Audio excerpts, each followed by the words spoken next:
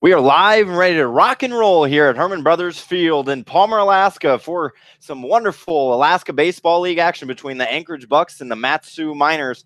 These are the first and third place teams in the ABL. The Bucs come into tonight 15-16, and they are 4.5 games back between the ABL leading Mat-Su Miners, who are 20-12.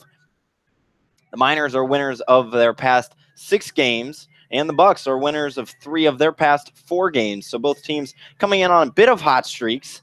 But for the Bucs, it's been some woes from the bats, but they look to change that tonight. And speaking of the bats, we'll run through the Anchorage Bucs starting lineup. Leading things off is the second baseman from Miami of Florida, Willie Escala, followed by the left fielder out of Oregon State, Tyler Malone. And in the 3 spot is the first baseman from Gonzaga, Jake Veith.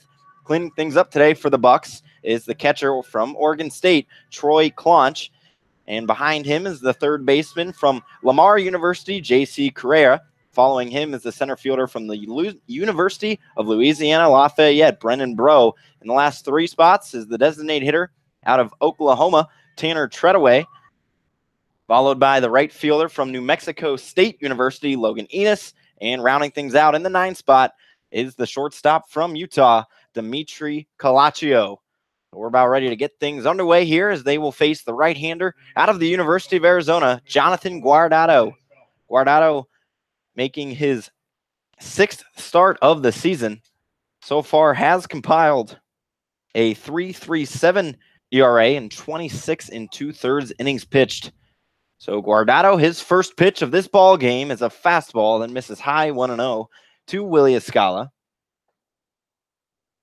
So Guardado, we mentioned, making his 6th start tonight. His 1-0 pitch is skied in the air over to the right side. Spencer Henson looking at it in foul territory, makes the grab for out number 1. So Escala is retired on a fly out in foul territory that is, to begin the ball game. Defensive alignment goes as follows. The man behind the plate tonight for the Miners is Austin Pinerini. Tyler Brozetti's in the hot corner. Caleb Van Blake at second base. Spencer Henson's over at first. At the shortstops, Drew Swift. In the outfield from left to right, Josh Hatcher, Kona Quiggle, and in right field is Nick Brooks. That is your defense for the Mat-Su Miners. So Guardado now facing Tyler Malone. Stands in from the left side of the plate. He looks at a strike on the lower portion of the strike zone. Guardado, his record so far this season is 2-2. As he hits with another fastball, he's ahead in the count, 0-2. Guardado, really other than getting roughed up in a few starts ago on June 30th, giving up 5 earned runs, has been pretty solid for the Miners. As he misses outside, the count moves to 1-2. And his last start was on July 5th against the Oilers, where he went 6 innings, was the winning pitcher, and only allowed 2 runs, both being earned. So Malone fouls this one off over to the left side. The count is tied up at 2. So Malone, the Oregon State Beaver, just winning that national championship in Omaha, but he's down on the count 1-2. So he lines this one into center, taking a step back and then hopping to grab it is Kona Quiggle for out number 2. 2 up and 2 down so far for the Bucs, and the most dangerous hitter, or one of the most dangerous hitters, I should say, in the ABL will stand from the left side of the dish in Jake Veith from Veith comes into tonight with the ABL leading batting average at .384. And last night, his hitting streak of 10 games was broke as he went 0 for 4. As he looks at a high fastball away from Jonathan Guardado. So Guardado, this is his 2nd time facing the Bucs. He started against them back on the 16th as Veith launches one into right field on his horse and moving over is Nick Brooks. He won't get to it, but it'll hit the wall in foul territory. So that's a very long strike there from Veith as he saw that one and teed it off. Just couldn't quite bring in fair territory. So going back to Guardado,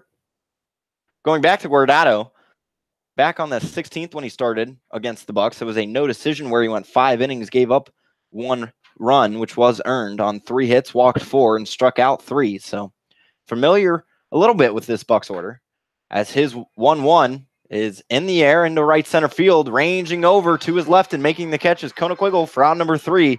So Guardado sets down the Bucs in order to begin this ball game, and we'll see the Miners bats for the first time tonight when we come back on Mat-Su Miners Radio.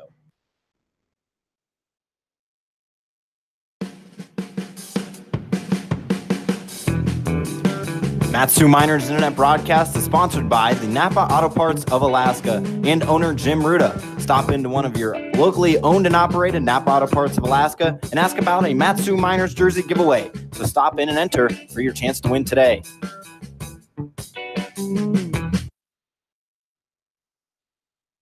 The Alaskan Railroad and Operation Lifesaver would like to remind our friends and neighbors when approaching a railroad crossing, always expect a train. Look, listen, live.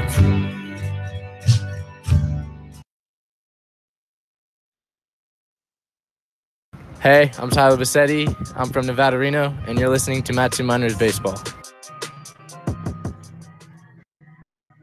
So it was a quick first inning where Jonathan Guardado set the Bucs down 1-2-3. And now we'll see the Miners bats for the first time tonight, and their lineup will go as follows. Leading things off, the second baseman out of UC Davis, Caleb Van Blake. In the 2 spot is the left fielder from Mississippi State, Josh Hatcher. In the 3 hole is the first baseman out of Oral Roberts, Spencer Henson. Cleaning things up today for the Miners is the catcher from Gonzaga, Austin Pinarini. In the 5 spot is the center fielder from Grand Canyon University, Kona Quiggle. He's followed up by the right fielder out of Gonzaga, Nick Brooks. In the last 3 spots, the man at the hot corner and from University of Nevada, Reno, Tyler Bozetti. In the 8th spot is the designated hitter from Mesa Community College in Phoenix, Arizona, Connor Denning. And in the 9th spot, routing out the Matsu Miners order, the shortstop from Arizona State, Drew Swift. And they'll be on to face Adam Seminaris. Seminaris is the lefty out of Long Beach State. And I'll tell you what, he's been pretty good in 5 appearances. 4 of them have been starts, compiled a 2-1 record, a .39 ERA in 23 innings pitched, where he struck out 18 and is on a streak of 19 scoreless innings pitched. But he'll have to do it against the ABL leading Matsu Miners lineup. They come in tonight first in runs scored at 151 and a batting average of .256. And this is a very scary lineup of late. In the past 7 days, batting just south of 300, .297 with a .384 on-base percentage. So Caleb Van Blake will step up from the left-hander batter box. So a lefty-on-lefty matchup to begin the bottom of the first inning. We still have yet to see a score as Seminaris nails that outside corner with a fastball, 0-1. So Van Blake standing in, .340 batting average, and has reached base half the time he's come to the plate as he fouls one high in the air to the left side, and it'll go out of play. So Malone was on surge, but ran out of room. So Van Blake also riding a 7-game hitting streak coming into tonight, where he's batted .346 in that span. So Seminaris from the wind, he's ahead in the count, 0-2. His pitch gets Van Blake swinging, but he barely got the bottom of the barrel on it and fouled it straight back. So he'll stay alive at 0-2. Van Blake has only struck out 4 times this season. So doing a great job, as we mentioned, that 500 on-base percentage. Doing quite well on finding ways to get on. So Seminaris looks in. His 0-2 pitch. Swung on and missed by Caleb Van Blake. So Seminaris sets down Van Blake. That's his 19th strikeout of the season recorded in the first of the ball game and the first out of the bottom of the first inning. So the Bucs defense goes as follows. The man behind the plate tonight is Troy Clonch. Over at third base, J.C. Correa. Second base, Willie Escala. First base, Jake Veith. And at shortstops, Dimitri Calaccio. Malone's in left, Bro in center, and Enos is in right. So missing high and away is Adam Seminaris. To the left-handed hitting out of Mississippi State left fielder, Josh Hatcher. So Seminaris, his 1-0 pitch. This one is hit high in the air into left center field. Moving back are Bro and Malone. And Malone will be the one to catch it just before reaching the wall for out number 2. That was a long fly ball out. Hatcher really got a nice piece of that ball. Just didn't have enough to poke it out opposite field power, but it's a good sign early in the game to see him with it. Good of a swing. And that'll bring up the most dangerous bat in this Matsu Miners lineup, first baseman Spencer Henson. And he leads, or if not, is second in a lot of statistical categories. First in hits, second in batting average, and first in runs batted in. Also tied for first in home runs. Seminaris first pitch to Henson, and he's going to keep doing what he's doing. A 2-out base hit right up the middle for Spencer Henson. Well, like you say, for the Miners and for Henson, sometimes the first pitch is going to be the best pitch you see all at bat. He took it and delivered it right out into center field. Henson stays hot. So Henson now 7th hit against the Bucs, 38th hit of the season. 38 hits does lead the Alaska Baseball League. And that's going to bring up Austin Pianarini batting from the left side. So 3 out of 4 lefties to begin this Mat-Su Miners lineup. And with 2 outs in the bottom of the first, the Miners looking to draw across that first run. So Seminaris will work from the stretch. His first pitch to Pianarini is a fastball that hits the outer edge for strike 1. Pino coming into tonight batting .297 with a .378 on base percentage. He is tied for second in the ABL, driving in 21 runs. So Seminaris kicks and deals the 0-1, a check swing dribbler down the first base line. The throw down from Clonch is in time for out number 3. So Pianarini out on a 2-3 put out. And that's the 3rd out of the inning. So the Mat-Su Miners get a hit, but they'll leave him stranded. And we're still scoreless through 1 inning of play here at Herman Brothers Field on Mat-Su Miners Radio.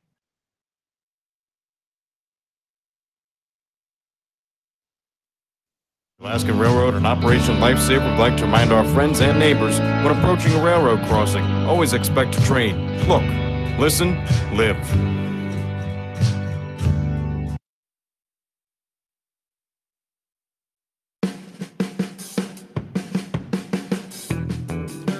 Mat-Su Miners Internet broadcast is sponsored by the Napa Auto Parts of Alaska and owner Jim Ruda. Stop into one of your locally owned and operated Napa Auto Parts of Alaska and ask about a Mat-Su Miners jersey giveaway. So stop in and enter for your chance to win today.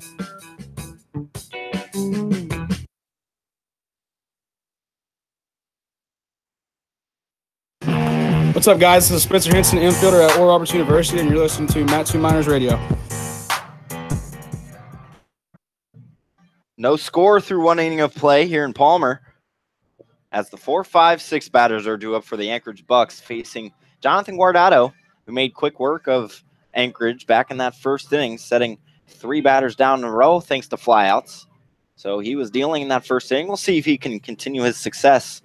And he'll start off against Troy Clonch, the right-handed hitting catcher out of Oregon State. And we mentioned with his teammate Tyler Malone, also from Oregon State, winning that national championship just a few short weeks ago. So Clonch comes into tonight 7 hits and 20 at-bats, has a .435 on base percentage, and he's pretty hot. 4 hits in his last 13 at-bats, I should mention. So definitely swinging a nice bat right now as he looks at a strike outside from Jonathan Guardado. The count is now 0-1 to start this second inning. 0-0 is your score. So Guardado, he winds and deals. This pitch will miss low and inside around the ankles. The count moves to 1-1. Season series is knotted up at 3 between these two teams. We've seen a lot of great matchups so far this season, as Guardado misses in the dirt in the right-handers or in the left-handers batter's box to move the count to 2 balls, 1 strike with nobody out. And both starting pitching has been pretty good as well. The Miners come in with a starting pitching against the Bucs at a 3.18 ERA, as Guardado's 2-1 pitch is hit high into center field. Quiggle originally takes a step back, but then moves one in. Can of corn for out number 1 to begin this second inning. And that's going to bring up J.C. Correa. Bats from the left side of the dish, rather right side of the dish. Beg your pardon. Correa batting .250 this season with 14 runs batted in. Seeing the ball quite nicely against the Miners. He's 5 of 18 with 2 RBIs as he dribbles one foul to the left side for a first pitch strike from Guardado. Going back to the starting pitching of both teams against each other, Miners are at 3.18 and the Bucs are at 2.80. As this is a 3-hopper to Drew Swift, backing up, now throwing off his back foot in time for out number 2. So Guardado's dealing right now, 5 up, 5 down to begin this ball game. And that brings up Brennan Burrow. He bats from the left side, the center fielder out of Louisiana Lafayette. Batting .253 this season, but only 2 hits in his last 15 at-bats. So not seeing the ball as hot. as Guardado, his first pitch to Bro with 2 outs, misses low and away. So 1-0 count, 2 down, no score through 1 2/3 innings played. So Guardado winds and deals, misses inside around the toes, 2-0. Bro has reached base, however, in 9 out of his 10 past games played. So looking to continue that streak tonight. But this one's a tapper right back to Guardado. He takes a few steps over to first. Underhand toss to Spencer Henson for out number 3. So 6 have come up to the plate and 6 have walked back to the dugout for the Bucs. We've yet to see a run come across as we head in to the home half of the second inning on Matsu Miners Radio.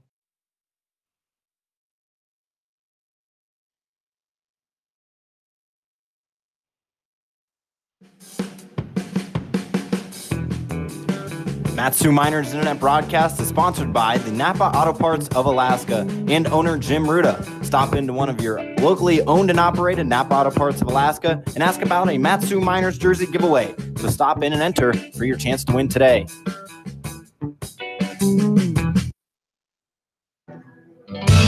The Alaska Railroad, an Operation Lifesaver, would like to remind our friends and neighbors when approaching a railroad crossing, always expect a train. Look, listen, live.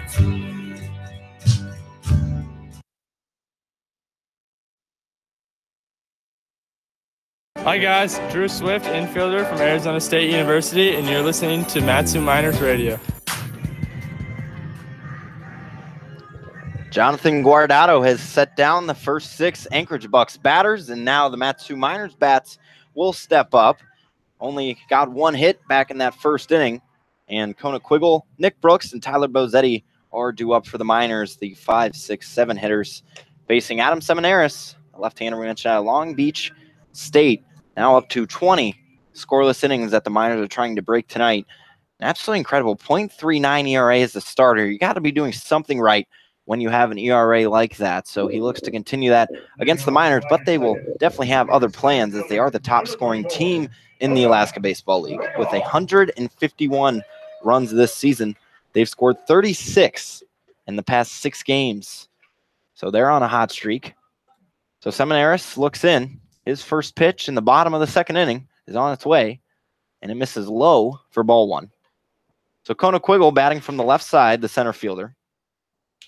Kona batting .291 this season, but only 2 hits in his past 15 at-bats.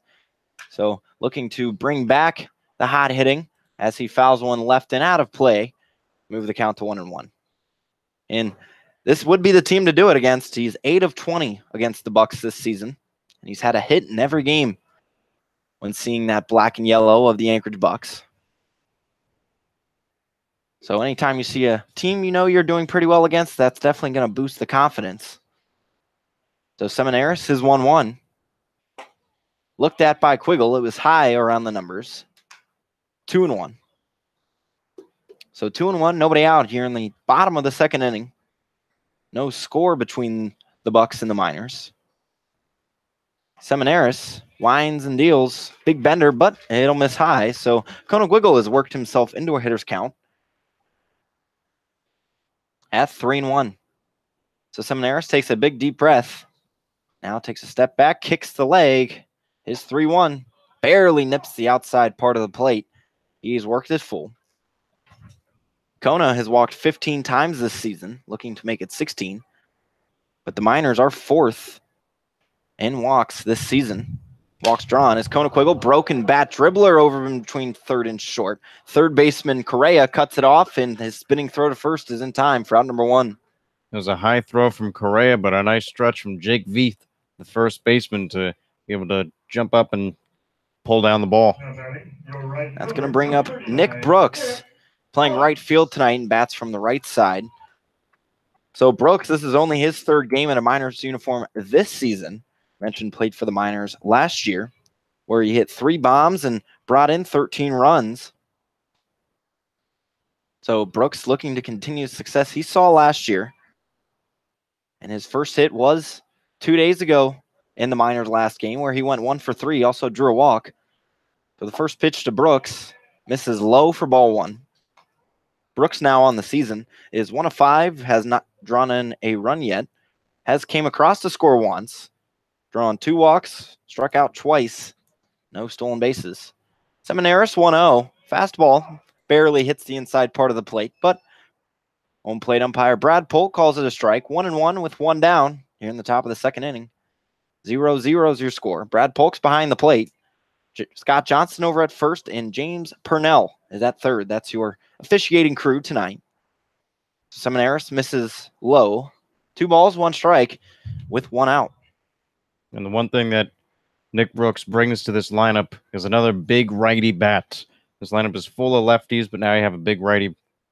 This 2-1 is a shot right back up the middle, and Nick Brooks will have his second hit of the season here with 1 out in the bottom of the second inning. Nick Brooks really saw that pitch well and didn't do too much with it and just shot it right up the middle. And like we were talking to assistant coach Tyler Braun earlier on during batting practice, he worked with Brooks just on timing and getting his swing down. Nothing really mechanically, just, see more pitches, see a lot more balls, and, you're going to come to life. Exactly. When you come off, you're on a new team, sort of getting used to everyone. You may be a little tight. It's all about loosening up, and Brooks did it right there with the base hit. That brings up Tyler Bozetti. Bats from the right side. So Seminaris will work out of the stretch now for the second straight inning. He hits with a fastball in the lower inside part of the plate for strike 1. So 1 out, no score in the bottom of the second inning. Brooks stands on first. Bozetti at the plate, the man at the hot corner tonight for the Miners. Seminaris from his waist is 0-1. That misses low and inside. Bozetti bounced back out of the way of that one. So 1 ball and 1 strike here with 1 out. Bozetti batting .235 this season, but riding a 6-game hit streak right now where he's batting .333 during that span. Has also brought across 3 runs during this streak as he looks at a strike inside. 1 ball, 2 strikes, 1 out. Bozetti in the Miners last game truly had a wonderful performance. Went 1 for 2 with 2 RBIs and also made 2 incredible catches at third base. 1 in foul territory and 1 an over-the-shoulder catch that he said, I didn't even know if I caught it, just kind of threw the glove out there. Nevertheless, it was a great play. 1-2, fouled off into the right side, so Bozetti will stay alive here in the bottom of the second inning. No score, but that first run could possibly be standing on first right now for the Miners, as they've driven across 151 runs this year with that .256 batting average, both leading the ABL. Against this Bucs staff, which is second in ERA currently with .277. Seminaris' 1-2 is hit right over to short, and just barely making the catch is Calaccio. As it barely before the ball hit the ground, he got the leather under it, so that'll just be 1 out as Calaccio thought it hit the ground, tried to touch second, but he was corrected. So Bozetti is down on an F6, and that's going to bring up Connor Denning, the switch-hitting designated hitter, with 2 outs in the bottom of the second. No score. Just to go back to Calaccio, hit the tip of his glove kind of went into the dirt and kicked up some dirt as to act like the ball might have hit the ground to try to fool the umpire, James Purnell, but Purnell had good eyes. Yeah, he really did. They both joked about it after the play was over, both understanding what he was trying to do. First pitch to Connor Denning is a strike on the inside corner. Denning batting from the right side. Mentioned is a switch hitter. Denning, this is his first game since July 9th. So first time in 3 days since he's played. So he looks at a strike. The 0-1 pitch, check swing foul. So the count will go to 0-2. This is Denning's first game against the Bucs. He comes in batting .185 with a .333 on base percentage. So not really an everyday guy for the Miners, but definitely getting a shot right now. And anytime you can get a switch-hitting bat in the lineup, creates problems for the other team's pitching coach. Seminaris is 0-2. This is low. 1 ball, 2 strikes, 2 outs, bottom of the second inning. The Miners do have a runner on first. Nick Brooks got a base hit a few batters ago. Connor Denning only struck out 4 times this season. So Seminaris looks at first, now motions to the plate. His 1-2 pitch is a high bouncer to third. Coming in to make the play is J.C. Carrera. His throw across the diamond is in time for out number 3. So the Miners, just like the first inning, get a hit, but will leave him stranded. And we've yet to see any runs come across through 2 innings of play here at Palmer, Alaska on Matsu Miners Radio.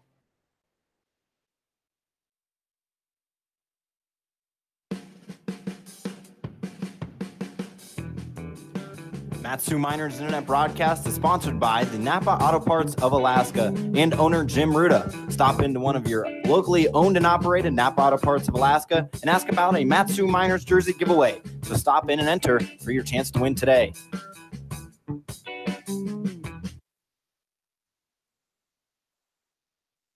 The Alaska Railroad and Operation Lifesaver would like to remind our friends and neighbors when approaching a railroad crossing, always expect a train. Look, listen, live.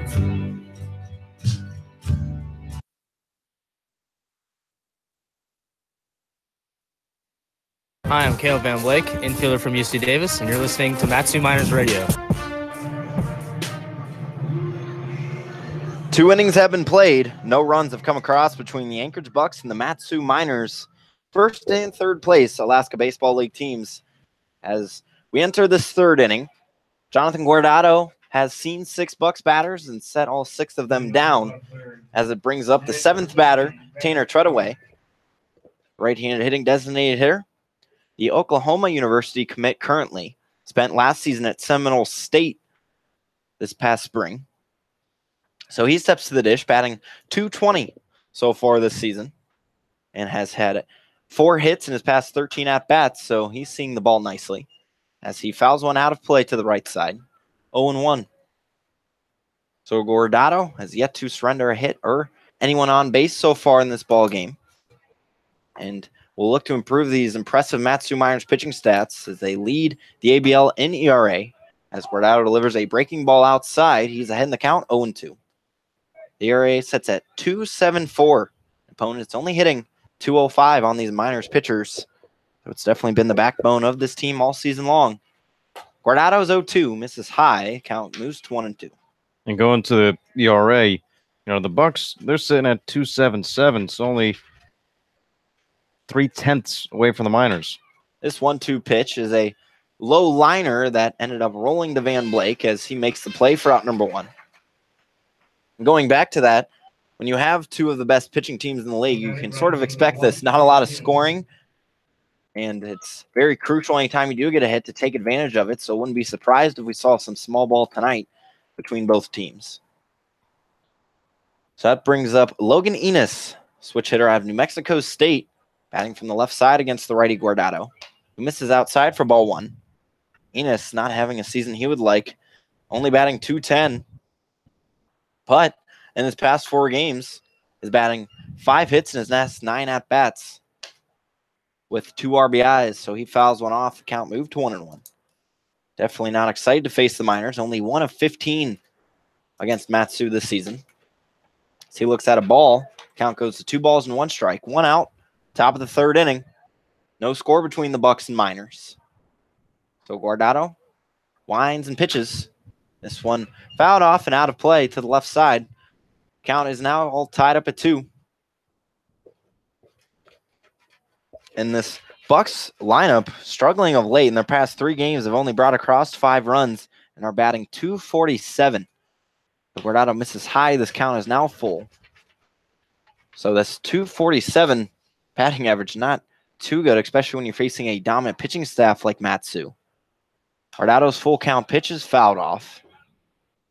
So Enos staying alive as he kind of shakes his head after that one. Enos with the no batting gloves has that open stance from the left side. So Guardado, his payoff pitch is hit. A short dribbler over to Bozzetti, who struggles at first, trying to recover with the nice throw. He does. Nice play from Tyler Bozzetti to stay relaxed and make the play for out number 2. And that's what you have to do. Sometimes the hop is not going to be in your favor. You got to stay with the play. Bozzetti didn't pout, didn't put his head down, went right with it. Strong throw over to first in time to get Enos. And ladies and gentlemen, that is why they call it the hot corner, because of hits like that. Even against lefties, it'll come off the bat pretty strong. So 2 outs now in the top of the third inning as Calaccio fouls one high and out of play for strike number 1. The right-handed hitting out of University of Utah. He's only played in 2 games against the Miners. He is 0 for 6 in both of those games. So this 0-1 pitch is popped high in the air to the left side. Moving back is Josh Hatcher. He won't be able to get to it as he cuts it off just before the wall. And moving into second base is Dimitri Calaccio with a 2-out double for the Anchorage Bucs in their first hit of this ball game. So just after I mentioned Calaccio did not have a hit against the Miners, it comes right now. So with that first hit, the Bucs with their first base runner in this game. That'll bring up Willie Escala, and Jonathan Guardado will have to work out of the stretch in this third inning.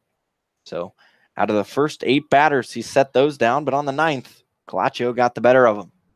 So runner in scoring position, as there is no score currently. So Escala's 0 for 1 tonight. Flew out to Henson to begin the ball game, as Guardado misses outside with a fastball, 1-0. And now Escala is 3 of 26 against the Mat-Su Miners. So he, like a lot of guys in this minor order, struggling to see these Miners pitchers. Guardado, his 1-0, hits the top of the zone. Count moves to 1-1 with 2 outs. And the Bucs aren't doing too well on the road of late. Losers in 3 of 4 road games. So Guardado, after taking a peek at second, now motions to the plate. Escala holds off as that pitch was outside. Count is now 2 balls and 1 strike with 2 outs in the top of the third inning. And the Bucs are also 6 of 11 on the road, really getting the majority of their winning at home where they're 9-4.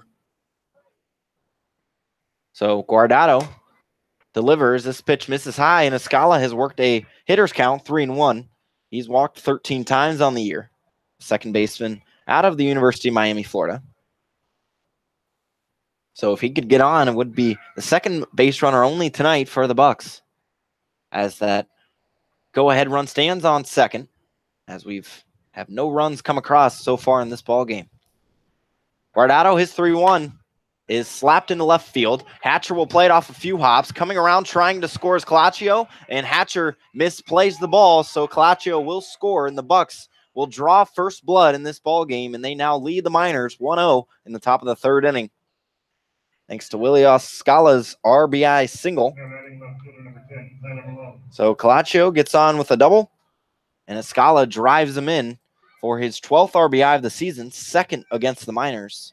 Now has 33 hits in this summer campaign with the Bucs. So 1-0 Bucs lead. Guardado, his first pitch into Tyler Malone, misses outside. The count goes to 1-0. Malone flew out to Conequiggle in center in his last at-bat. And Malone, in his past 2 games, or in 2 games out of 5 games played, has 5 strikeouts, but this is another pop out to Conequiggle. He makes it in shallow left center field for out number 3. So the Bucs get 2 hits, bring across 1-1, and now they lead the Mat-Su Miners 1-0 as we head into the bottom of the third inning on Mat-Su Miners Radio.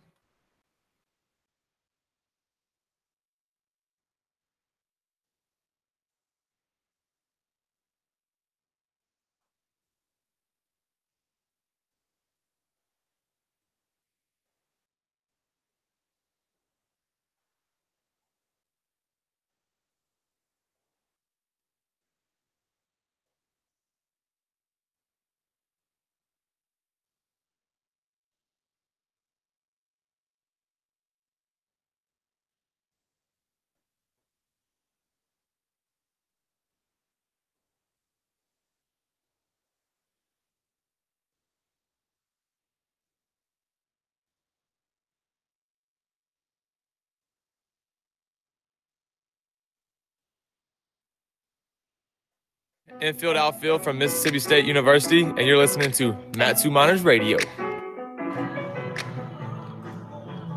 The Bucs bring across the game's first run in the top half of this third inning, and they now lead the Miners 1-0 here at Herman Brothers Field in Palmer, Alaska.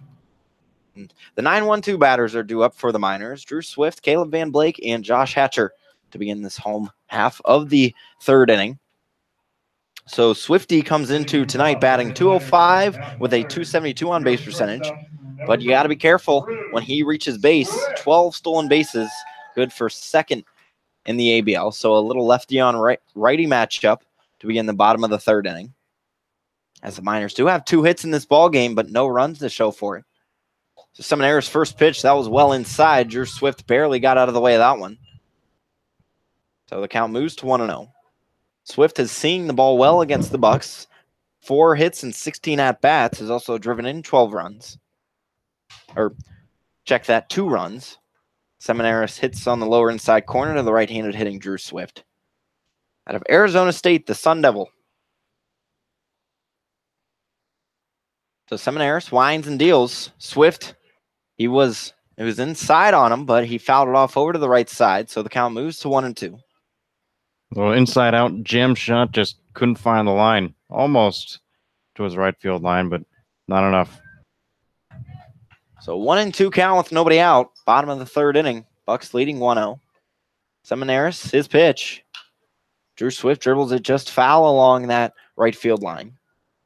So Seminaris, last time he saw the Miners was actually in the last time they played the Miners on July 3rd, where he went 2 scoreless innings, allowing 2 hits and struck out 1 to continue that streak. So now he's up to 21 scoreless innings. He winds and deals his 1-2. This one, a warm burner over to shortstop, moving over to his left and throwing to first just in time by a half a step to get Drew Swift for out number 1 was Dimitri Calaccio. So a 6-3 put out to begin the bottom of the third inning. And that's the pressure that Swift always puts on the infielders. He's hustling out of the box, makes them try to throw a perfect pitch and hurry up their defense. So 1-0 is your score in the bottom of the third inning as we have 1 out. Caleb Van Blake steps to the dish. Lefty on lefty matchup now. Seminaires first pitch to Van Blake. Nails the strike zone for strike 1. So Van Blake is 0 for 1 today. Struck out back in the first inning for only the 5th time all season long. And is the only strikeout of the ball game for the Miners. As this one hits Caleb Van Blake square in the back. And Van Blake has just been known as the ball magnet all season. That is the 8th time that he has been hit by a pitch. As Seminaris blatantly walks off the mound trying to apologize to Van Blake. You tell the guilt in his face. Obviously not meaning to, much like these other pitchers. Just real unfortunate that Caleb Van Blake is always on the bad end of those pitches. Yeah, for some reason, Van Blake just gets hit by a pitch. It almost happens once a game. 8th on the season for him, and you never want to get hit by a pitch. Yeah, you really don't, especially for a guy that loves to swing the bats. So Van Blake will stand on first with 1 out here in the bottom of the third inning as the Miners look to tie this ball game up after giving up a run in the top half of this inning. They trail 1-0. So Josh Hatcher steps to the dish and looks at a ball low and away from Adam Seminaris. Hatcher flew out to left field in his first at-bat. So Seminaris from the stretch. 3 innings, he's been from the stretch in all 3 of them. He checks first. Van Blake takes 2 steps back in time with not a real aggressive lead, just about 2 or 3 steps. Does have 3 stolen bags on the season. So Seminaris comes set from the waist. Long look at first, now motions to the plate. Hatcher will look at it high and inside for a ball. So he's worked the count to 2-0. Josh Hatcher with hits in back-to-back games. And has only seen the Bucs once, but went 2 for 4 in that contest. So Seminaris, his 2-0 pitch. Swung at, dribble over to first. Veith has it, throws it short for 1. The throw back to first for 2 is not in time. So the Bucs do get 1 out as Veith will throw down to short. So a 3-6 put out for out number 1, but Hatcher will reach on the fielder's choice. So 2 outs in the bottom of the third inning. Spencer Henson will stand to the dish. Henson with a base hit in his first at-bat. And Henson's definitely a dangerous hitter. 7 of 21 now on the season against the Bucs. And with those 23 runs driven in, there is a runner on first. As Henson has had 3 home runs and in the past 2 games for the Miners. So seeing the ball quite well, I would say. Hatcher on first.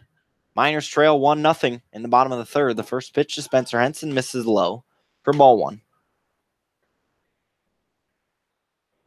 And Henson now has 11 RBIs in his past 10 games played.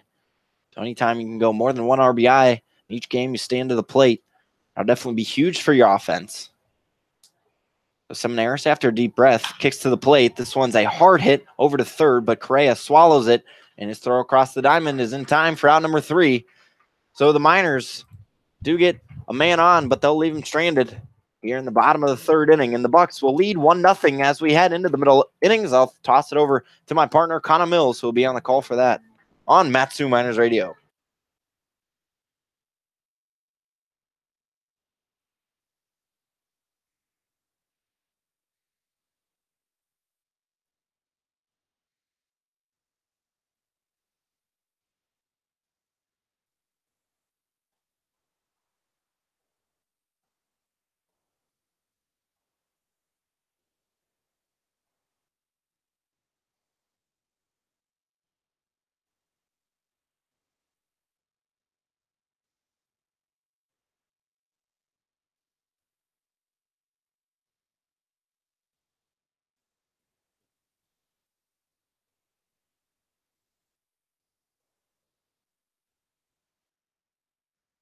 Live.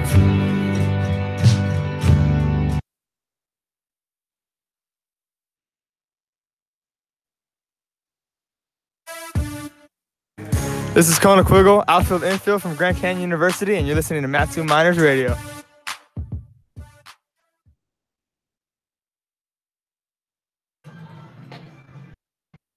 It's the top of the 4th inning here at Herman Brothers Field in Palmer, Alaska. Connor Mills, Brad Walker with you here on the call and throughout the season, leading things off. And the top of the 4th is Jake Veith, the most dangerous hitter in the Bucs lineup.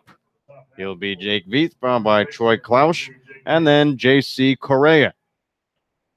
The 3rd, 4th, and 5th batters in the lineup for the Anchorage Bucs. 1-0 Bucs after they scored 1 in the top of the 3rd inning as a breaking ball misses low and inside to Jake Veith. 1 ball, no strikes, with nobody out here on the top of the 4th. Last time up, Veith, he flew out to center field. As second pitch is on the way, a off speed, it looks like, inside and low. Ball 2.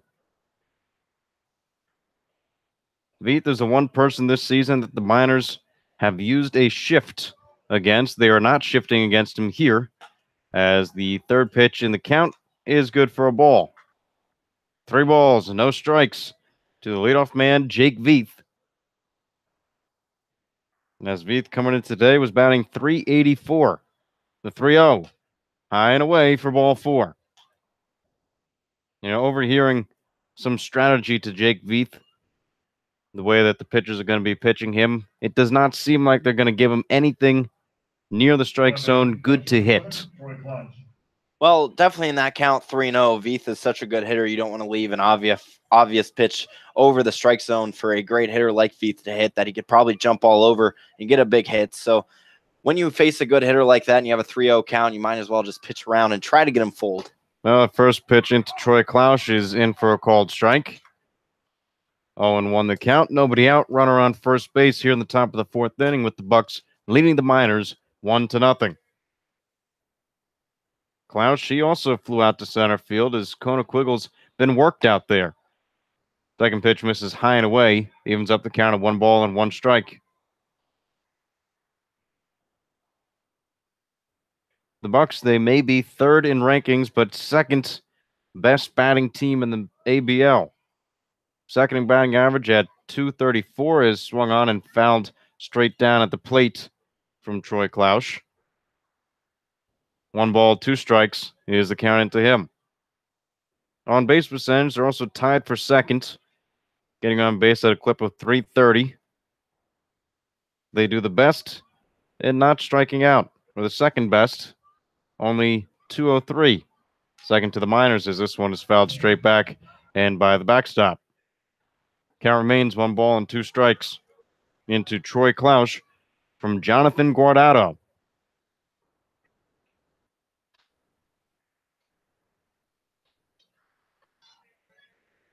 Runner is on first base here in the top of the 4th inning. As a pitch into Klausch is swung on, fouled off, right side.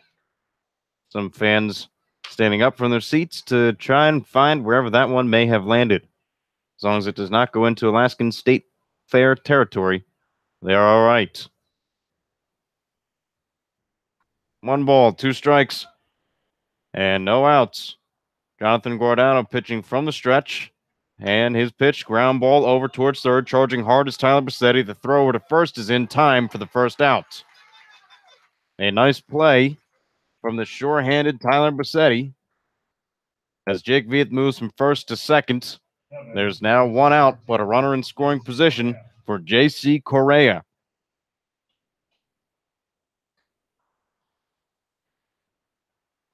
For Correa, as it stands, batting .248 after he grounded out to short his first time up. First pitch from Guardado into Correa is on the outside corner for strike 1. No balls and 1 strike. That was a smart play by Bozzetti. Was getting a long at bat, a greater chance for Guardado to maybe slip one up. So might as well go ahead and get that out. The 0-1 is swung on, fouled off in foul territory. Racing back is Spencer Henson, diving, and he can't make the play. Spencer Henson went a long way deep out into the Miners bullpen territory along the right field line. Laid out for it, couldn't make it. He has deceptive speed. Spencer Henson. Yeah, he really does. He's a great athlete. May not look like it, but Henson really is built strong. Does have, you mentioned that deceptive speed, and you got to love the hustle out of him right there to try to get a big out for his pitcher. 0-2 the count into J.C. Correa. Guardado pitching from the stretch. He deals, swung on, a little tapper, roller over towards first. Henson's going to flip it over to Guardado, who's there covering in time for the second out. 2 ground balls are the first 2 outs, but Jake Vieth moves from first to second on the first one. Now from second to third, a runner is in 90 feet away from scoring. And Brendan Bro at the plate. Bucs do have a 1-0 lead over the Matsu Miners here in the top of the 4th inning. Guardado looking to keep it that way against Brendan Bro.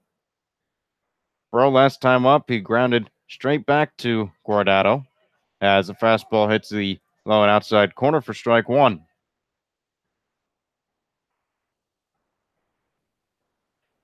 Bro, 24 hits on the season and 95 at-bats. Batting .253 as he swings through this one. No balls, 2 strikes with 2 away here in the top of the 4th inning. 1 more strike away from ending the threat as Jake Vieth is 90 feet away from scoring.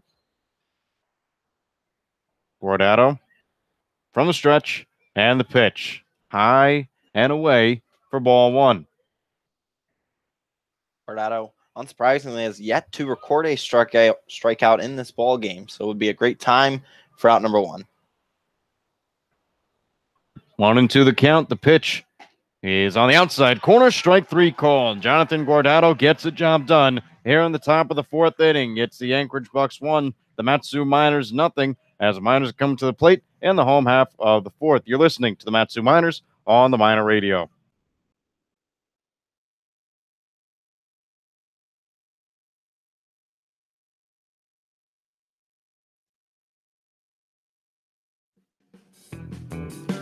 Matsu Miners Internet broadcast is sponsored by the Napa Auto Parts of Alaska and owner Jim Ruda. Stop into one of your locally owned and operated Napa Auto Parts of Alaska and ask about a Matsu Miners jersey giveaway. So stop in and enter for your chance to win today.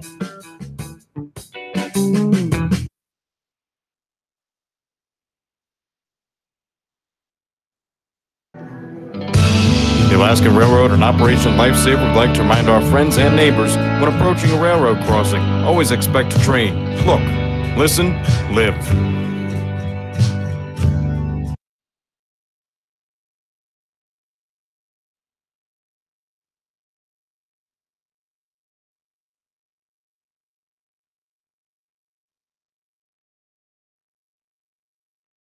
This is David Avitia from Grand Canyon University. I'm a catcher, and this is Matsu Miners Baseball.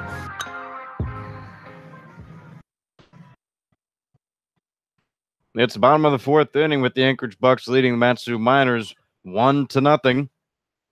As we'll see up Austin Pianarini. He'll lead things off. found by Kona Quiggle and Nick Brooks. Pinerini, his first time up, had a 2-3 putouts. As it was a check swing, the catcher Klausch ran out in fair territory to throw him out at first. So Pinerini looking for a little redemption here at the plate. Lefty on lefty between Adam Simoneris and Austin Pinerini. First pitch is in for a called strike, 0-1. Second pitch on the way, swung on, ground ball, a hot shot over to the shortstop Calaccio, who throws it in the dirt, but a nice pick from Jake Veith gets the job done. A 6-3 putout is the first out here in the bottom of the fourth inning. Kona Quiggle now standing in at the plate.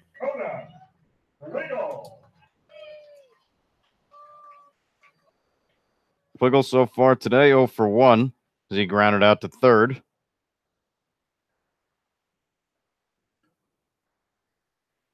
First pitch into Kona is on the lower and outside corner for strike one. A little high throw from Klausch over to Simoneris, who jumps off the mound to get the throwback.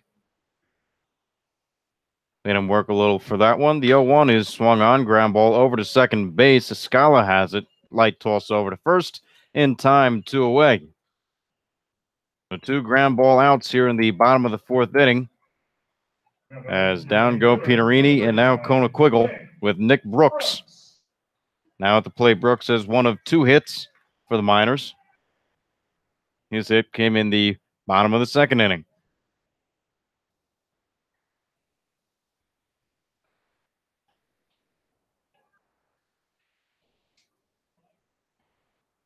So Nick Brooks standing in from the right side. First pitch from Adam Simoneris is swung on, fouled off. And to the right side, out of play.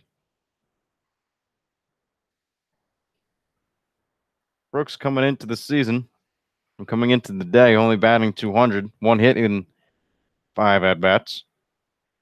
Doesn't have an RBI yet, does have 2 walks, though, and 2 strikeouts. As the pitch is a little outside for ball 1. 1-1 the count into Nick Brooks out of Gonzaga, where he recently just graduated. Last year of eligibility here in the Alaskan Baseball League. He looks to make his mark. The 1-1 from Simoneris swung on. This one's a high, towering shot out into right field. Moving under near the scoreboard is Logan Enos, who makes the catch. So 1-2-3 go the Miners here in the bottom of the fourth inning. The Anchorage Bucs still hold a 1-0 lead as we head to the top of the fifth. You're listening to the Mat-Su Miners on the Miner Radio.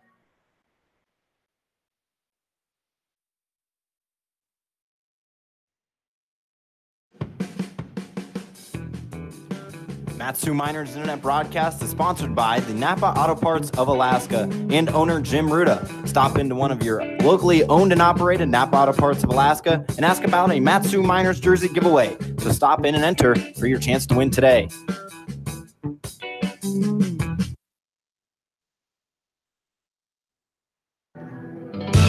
The Alaska Railroad and Operation Lifesaver would like to remind our friends and neighbors when approaching a railroad crossing, always expect a train. Look, listen, live.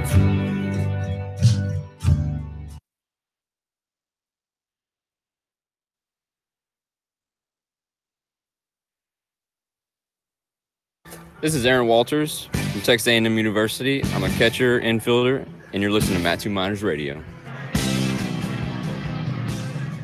Aaron Walters getting the day off today as we are here in the top of the fifth inning between the Mat-Su Miners and Anchorage Bucs. The Bucs have a 1-0 lead over the Miners. Guardado is still on the mound, the starter for the Miners on today's game, as Tanner Treadaway will stand in from the right side, the designated hitter. Treadaway came into the season 22 hits and 100 at-bats, batting .220, 6 RBIs, 6 walks, and 17 strikeouts as the first pitch from Guardado is off speed and in for a called strike. 0-1 with nobody out. Second pitch on the way from Guardado is swung on and missed by Treadaway. He's quickly ahead. No balls and 2 strikes. Guardado really working that breaking ball early in this count. Some scouts from the major leagues are in attendance today, as the 0-2 from Guardado is a chopper over towards Drew Swift, who gets it on a high hop and throws over to Spencer Henson in time for the first out. As we mentioned, scouts are here in Alaska as they're early for the showcase at Mulcahy Stadium in Anchorage. The Miners will face the Oilers, and then on Saturday we'll face the Bucs again. Well, those games will not count as the first pitch is outside to Logan Enos. A good chance here for all the Miners players to show what they can do. Second pitch bounces in the dirt, 2 balls and no strikes with 1 out here in the top of the 5th inning.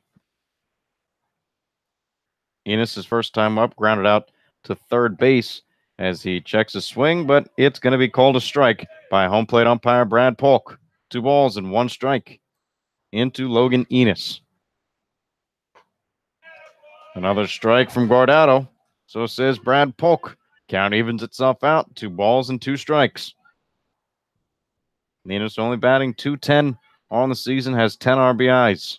As the 2-2 is on the way, a breaking ball that is soared high out into left center field. Kona Quiggle calls everybody off and makes one-hand grab. And that's the second out here in the top of the 5th.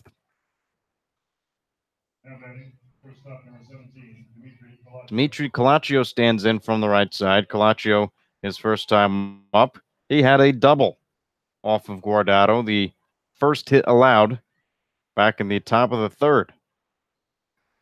Calaccio then came around to score this game's only run as the Bucs have a 1-0 lead over the Miners. First pitch from Guardado is a breaking ball that misses high and inside for ball 1.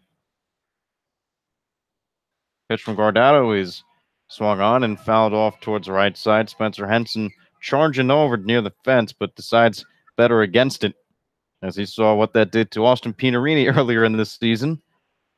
Does not want to get near that anymore. Yeah, I think that one is a little more out of play than Pino's was. Nevertheless, you never want to run into the fence. No, as this one is a high chopper over to Drew Swift, who throws over in time. That's the 3rd out here in the top of the 5th inning. This ball game has no change as it's the Bucs 1, Miners nothing as we head into the bottom of the 5th. You're listening to the Mat-Su Miners on the Miner Radio.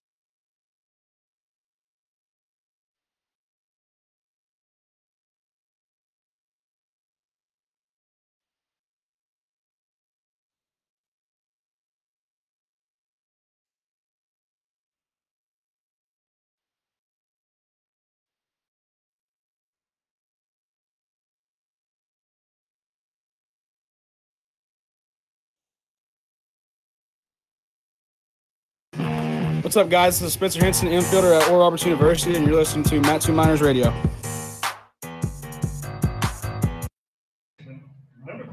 It's the bottom of the 5th inning. Leading things off is Tyler Bassetti.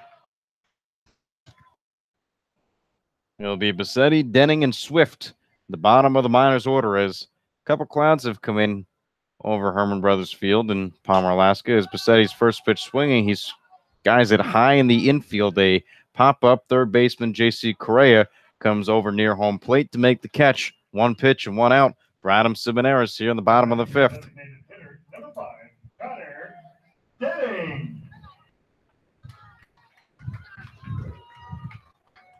So Bassetti retired on 1 pitch. Now Connor Denning, the designated hitter, will come to the plate. Denning, switch hitter. out of Mesa Community College in Arizona. His first time up, he grounded out to third base. As now the first pitch from Seminaris into Denning hits the inside corner for strike one. Infield playing back against Denning. Outfield's a little shifted towards right as Seminaris gets Denning to check his swing. The check down over to Scott Johnston, the first base umpire, says he went around. So Denning behind in the count, no balls, 2 strikes with 1 out here in the bottom of the 5th. Seminaris from the windup, he deals. Taken all the way for ball 1. A good-looking pitch into Connor Denning, a good eye to let it go by.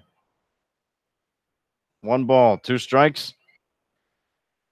Here's the count. Pitched into Denning, bounces in the dirt and away from Klausch. 2-2. And Brady Corrigan will retrieve the pass ball.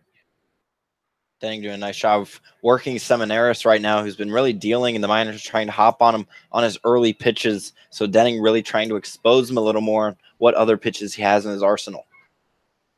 2-2 the count. The pitch into Denning is swung on. A chopper over towards short, almost bounced over Calaccio, but he has time to make the grab and make the throw for the second out. So charging hard was Calaccio, and it was charged too hard as that ball took a high bounce at the lip between the grass and the dirt over near shortstop. Yeah, it did. That is a common thing here at Herman Brothers Field. So infielders that have played here for a bit recognize that, especially the minors players. But if you're newer to playing infield here, you may not expect it. One guy very familiar with that is Drew Swift as he lines it, but what a catch from J.C. Correa. A hot shot off the bat into the hot corner. Correa playing third as Drew Swift is robbed of a hit from J.C. Correa.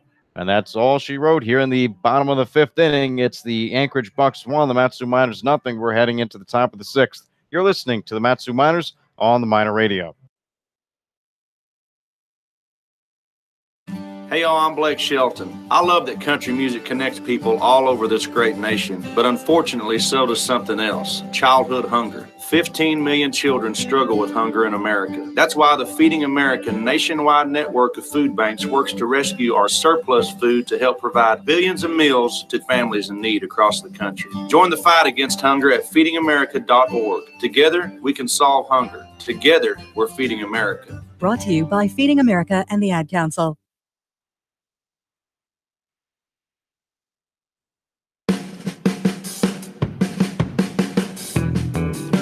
Matsu Miners Internet Broadcast is sponsored by the Napa Auto Parts of Alaska and owner Jim Ruda. Stop into one of your locally owned and operated Napa Auto Parts of Alaska and ask about a Matsu Miners jersey giveaway. So stop in and enter for your chance to win today. This is Kona Quiggle, outfield infield from Grand Canyon University, and you're listening to Matsu Miners Radio. It's the top of the 6th inning. There's been no scoring change since the top of the 3rd, where the Bucs scored 1. It's the Anchorage Bucs 1, the Miners nothing. As we'll see the top of the order coming up for the Bucs. Willie Escala, Tyler Malone, and Jake Veith. Escala today, 1 for 2 as a single. As first pitch from Guardado is in for a call and strike. Single in the 3rd, and that was good for an RBI. Also popped out to Spencer Henson at first as he swings at this bouncing ball in the dirt. A nice breaking pitch from Guardado fooled Willie Escala. Yeah, Escala, that was nowhere near the zone. That was bouncing in the other batter's box. He'd have needed a 10-foot long lumber stick to hit that one. 0-2 the count into Escala. The pitch swung on, ground ball over to Swift. A couple chops. The throw over in time for the first out here in the top of the 6th inning. A lot of work from Drew Swift being put in today, but he's been perfect so far. Tyler Malone will stand in. Malone is 0 for 2, has popped out to Kona Quiggle twice out in center field. It'll be Tyler Malone, then followed up by Jake Veith. As there's 1 out here on the top of the 6th. Guardado from the windup. First pitch in is on the lower outside corner for a called strike.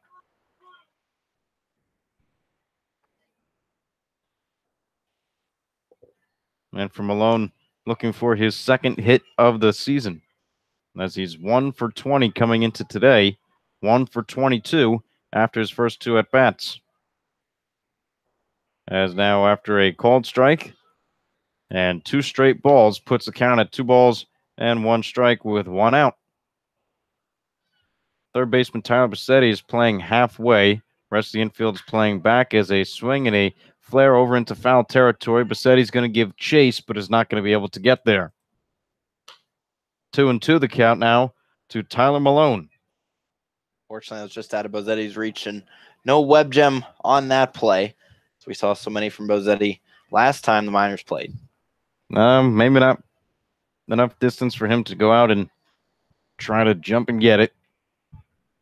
Ball didn't stay up in the air long enough for him to work his magic, as the count now to Tyler Malone. 2 balls, 2 strikes. Guardado, the pitch, swung on, ground ball over to Spencer Henson at first. He's going to underhand toss to Guardado, who's covering the bag in time for the second out. A 3-1 putout is the second out here in the top of the 6th inning, and the Bucs still lead 1-0 with Jake Veith at the plate. Tell you what, both of these starting pitchers are really locked in tonight. Only Guardado with that slight slip up on back-to-back hits, but other than that, both are really dueling. Guardado, first pitch into Jake Veith is high and away, and of course he's the guy who pitched very carefully too. Last time he walked him on 4 pitches. Veith today 0 for 1. 1-0 the count. Pitch in. A breaking ball that hits the zone. 1 ball and 1 strike into Jake Veith. Outfield playing a little pull. A lot of space along the left field line. Infield normal depth and back.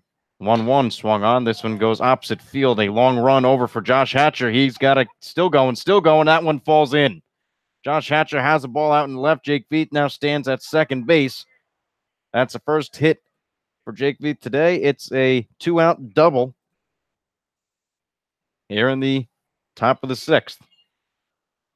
Yeah, and Veith definitely did a great job of seeing that pitch on the outside corner. It's a tough pitch to hit, to kind of golf it out there and then still throw it opposite field. But Veith, the great hitter he is, took the ball where it was, threw it in the opposite field and way out of Hatcher's reach because of the shift. So now 2 doubles against Jonathan Guardado, and that's the first hit against him since the top of the 3rd inning. As now Troy Klausch is at the plate batting on the right side. First pitch in is for a ball. So Jake Veith does it again against the Miners. He stands on second with a 2-out double. Troy Klausch standing at the plate. He's 0 for 2. Second pitch in is swung on and missed. 1 ball and 1 strike with 2 away here in the top of the 6th inning. Klausch popped up to center field and also grounded out to third, as this is his 3rd trip to the plate. 1-1 the count from Guardado. He looks back at Veith at second base. Pitch in is taken all the way for strike 2. 1 ball, 2 strikes, and 2 away here in the top of the 6th. Miners still trailing the Anchorage Bucs 1-0. Guardado is not a pitcher you want to be down in the count, 2 strikes to. Only 1 strikeout on the day for Guardado, a chance to have 2 here. 1-2 the count into Troy Klausch. The delivery bounces in the dirt. A good block from Austin Pianarini. 2 balls and 2 strikes now to Troy Klausch. Second highest batting average on the Bucs. Does not qualify for an ABL lead, but he is batting .350 coming into today. 1 RBI, 3 walks, and 2 strikeouts. 2-2 the count. Guardado's pitch is swung on, a tapper over to short. It's a slow roller. Swift going to have to hurry. The throw in time for the 3rd out here on the top of the 6th. A nice play from Drew Swift. Gets the 3rd out. It's the Anchorage Bucs 1, the Mat-Su Miners 0, as they're coming to plate in the bottom of the 6th inning. You're listening to the Mat-Su Miners on the Miner Radio.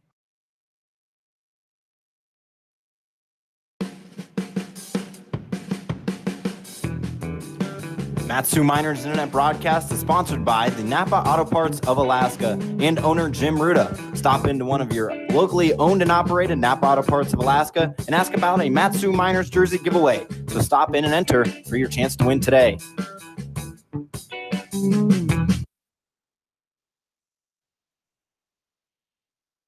You know what really gets a party started?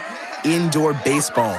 Yeah, just find a broom or a pool cue, and you can use like anything as a ball. Cans, bottles, shoes. Hey, bro, toss me that avocado. Most party fouls are pretty dumb, but if you decide to drink and drive underage, you could lose your license and your freedom. Underage drinking and driving, the ultimate party foul. Learn more at ultimatepartyfoul.org. Brought to you by the National Highway Traffic Safety Administration and the Ad Council.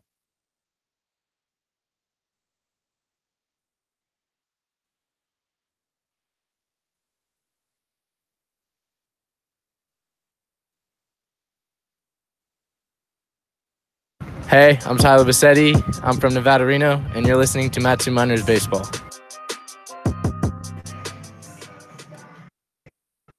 Top of the order will lead things off here in the bottom of the 6th inning against Adam Simoneris and the Anchorage Bucs. The Bucs have a 1-0 lead over the Miners as Caleb Van Blake, Josh Hatcher, and Spencer Henson are all due up in the inning.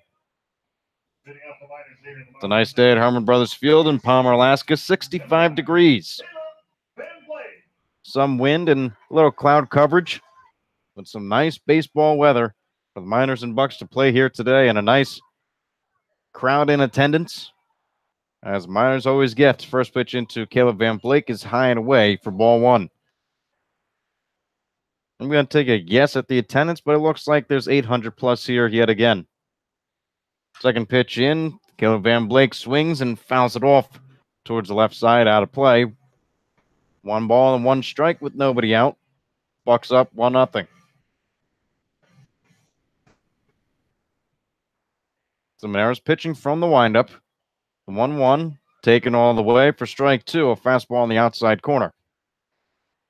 Simoneris not a true windup. He has his right foot kind of pointed towards home plate. Then brings it back. The 1-2 swung on, and this one's a high pop-up, but it's going to go behind us in the press box. And I think we just hit that here at the Beer Shack. Yeah, Van Blake definitely working for a hit tonight. He did reach in the 3rd, but after striking out in the 1st inning, he'd really like to throw one in play. So it's bottom of the 6th. Nobody's up in the Miners bullpen. The Miners hard hats are on as they're looking for a rally. The 1-2 is in the dirt for ball 2. And this is the definitely time to rally. It's the 3rd time guys are coming up and facing the starter Simoneris. So you want to hop on the starter as he's starting to go longer in the ball game before the specialty guys come in. 2-2 the count. The pitch into Caleb Van Blake swung on and hit down the right field line, but that one goes foul. Van Blake ahead of that pitch kind of just threw his bat out as he tried to stay back in time for the off speed.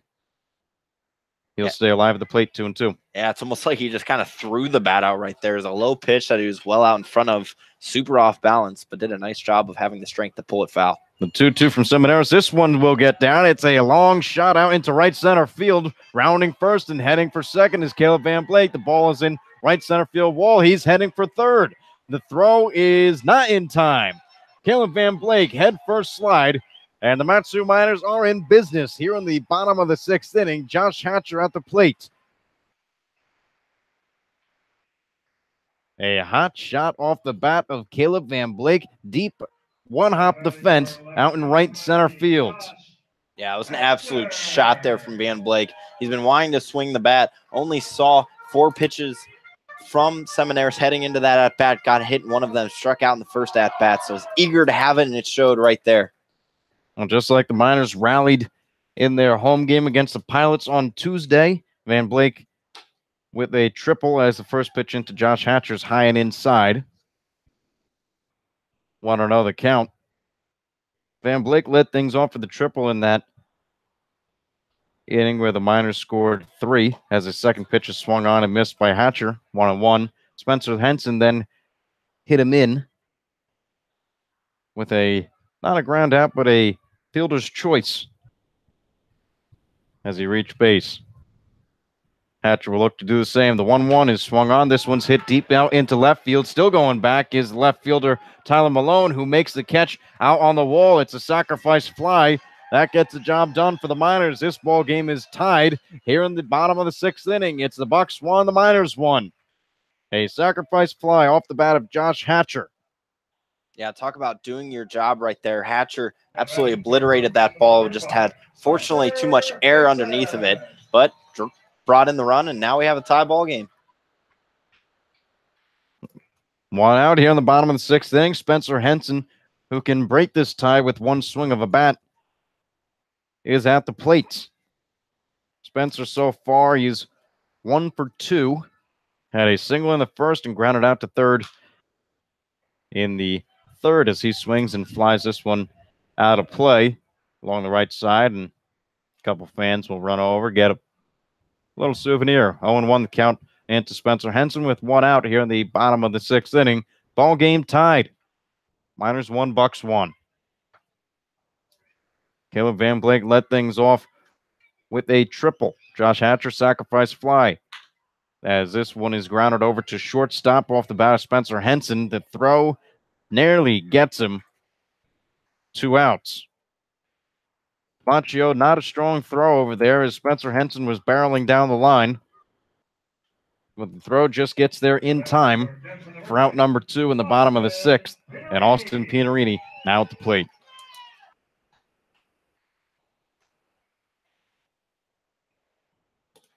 Two outs now. Pianarini standing in from the left side.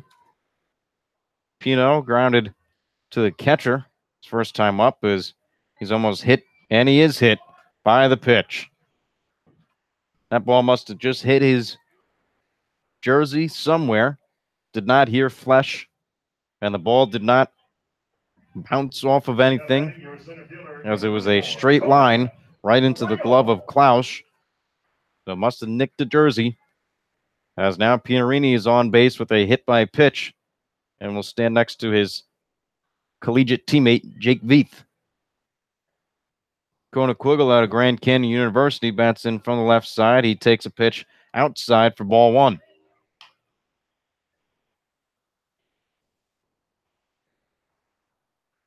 On another count, runner on first. Pianarini on base with a hit by pitch. Second pitch on the way to Kona Quiggle is high and away for ball 2. Adam Seminaris giving up his first run since June 7th. It is currently July 12th. It is taken since June 7th all the way to the July 12th for Seminaris to have another run scored against him. Quiggle swinging at the 2-0 makes it 2-1 on a high fastball. So after 24 scoreless innings, the Miners finally break that streak with that run. A 0.39 ERA will rise as the fourth pitch into Kona Quiggles on the outside corner for strike 2. 2 balls, 2 strikes, 2 outs. Bottom of the 6th inning between the Mat-Su Miners and the Anchorage Bucs. This game is tied at 1 thanks to a sacrifice fly from Josh Hatcher. Runner on first base. Kona Quiggle at the plate. He watches this one bounce in the dirt for ball 3. Count runs full. Austin Pianarini will be in motion when Seminaris is ready to go. And looks like the catcher might have gotten caught on the rebound. He made a nice block off the pitch, kept it in front of him. Home plate umpire Brad Polk goes out to check on him, make sure he's okay. And he might have gotten hit in the throat as he reaches up in that area. A hole in the armor. Yeah, it's never a fun spot to get hit. Definitely will hurt, especially if it catches the Adam's apple.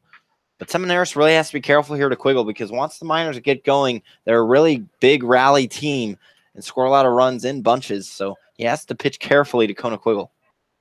3-2 the count to Conequiggle. Seminaris pitching from the stretch with a runner on first. Pinerini's in motion, swung on and fouled off from Conequiggle. So he stays alive. Count remains 3-2, and it looks like that foul ball might have nipped Troy Klausch as well. A tough catcher behind the plate. Brad Polk will be talking to him, making sure he's all right. Smiles all around as we're getting ready for the 3-2 payoff pitch. Seminaris from the stretch. Not a big lead from Pinerini at first. He's in motion. The ball is on the outside corner. Strike 3 call. Quiggle thought it was a little too far outside, but not for Brad Polk. So the Miners do tie up this ball game thanks to Caleb Van Blake, lead off triple, and then a sacrifice fly from Josh Hatcher. Ball game tied up at 1, and we'll throw it back to Brad Walker for the 7th, 8th, and 9th inning, and potentially even more. You're listening to the Matsu Miners on the Miner Radio. Matsu Miners Internet Broadcast is sponsored by the Napa Auto Parts of Alaska and owner Jim Ruda. Stop into one of your locally owned and operated Napa Auto Parts of Alaska and ask about a Matsu Miners jersey giveaway. So stop in and enter for your chance to win today.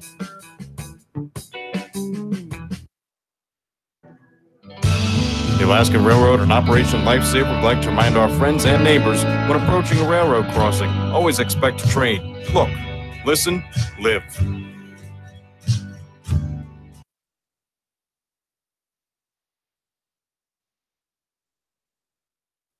This is Aaron Walters from Texas A&M University. I'm a catcher, infielder, and you're listening to Matsu Miners Radio.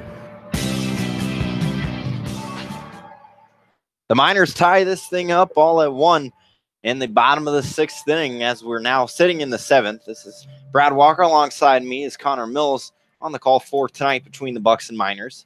Bucs trying to get even at 500 tonight and improve to 16-16, where the Miners are just trying to extend that lead ever so slightly on the Peninsula Oilers and improve to 21 wins.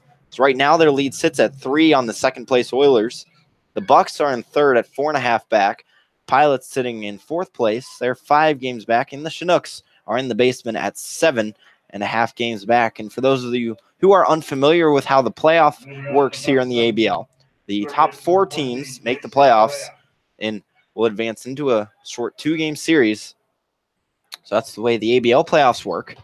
As Correa swings through this first pitch from Jonathan Guardado to begin the 7th inning. Guardado, if he can record an out here, it would be his longest start, as now in 4 straight starts, he's gone 6 innings. This one is bounced foul by Correa, so he's down on the count 0-2. As Guardado has been pitching quite well. And that 3rd inning did give up back-to-back hits, what led up to a run. But other than that, it's been pretty flawless. His fastball just misses for ball 1. Pinerini kind of looking back at Polk, trying to see where that ball missed, maybe just a little bit low. So Guardado's 1-2. Gets a jam job from Correa. It's popped up into foul ground into the right side, but all 3 defensemen for the Miners, Henson, Guardado, and Pinerini en route. None of them able to get over there in time to catch it for the out, as it was the jam job, so it didn't quite get in the air as a normal pop fly would. No, it didn't. Guardado running off the mound. He kind of looks towards first at first because he does not want to run into Spencer Henson. No, and neither, if he hears Henson calling him off, does not want to possibly cause a collision, as you just mentioned. So this 1-2 is once again dribbled foul to the left side. So Correa will stay alive, who's 0-2 tonight. Now 5 of 20 against the Miners. Does have 2 RBIs, one of those being a walk-off hit we saw earlier this year. Guardado's 1-2. This one is popped in the air into left center field. Moving over to his left is Josh Hatcher. Makes the catch for out number 1 in the top of the 7th inning. So Correa set down. We'll bring up Brennan Bro, also 0-2 today. Has the only strikeout for the Bucs, who are 4th in that category now with 204 on the season. So Bro batting from the left side as this game's tied up at 1 here in the top of the 7th inning. Miners trying to win 10 out of their past 11 here at Herman Brothers Field. As Guardado's first pitch into Bro hits that outside corner for strike one, where the Bucs trying to end this little streak they have going on where they've lost 3 out of their past 4 road games. Guardado's 0-1, a breaker that's fouled back and out of play. So Guardado yet again ahead in the count to begin another batter in this inning, 0-2.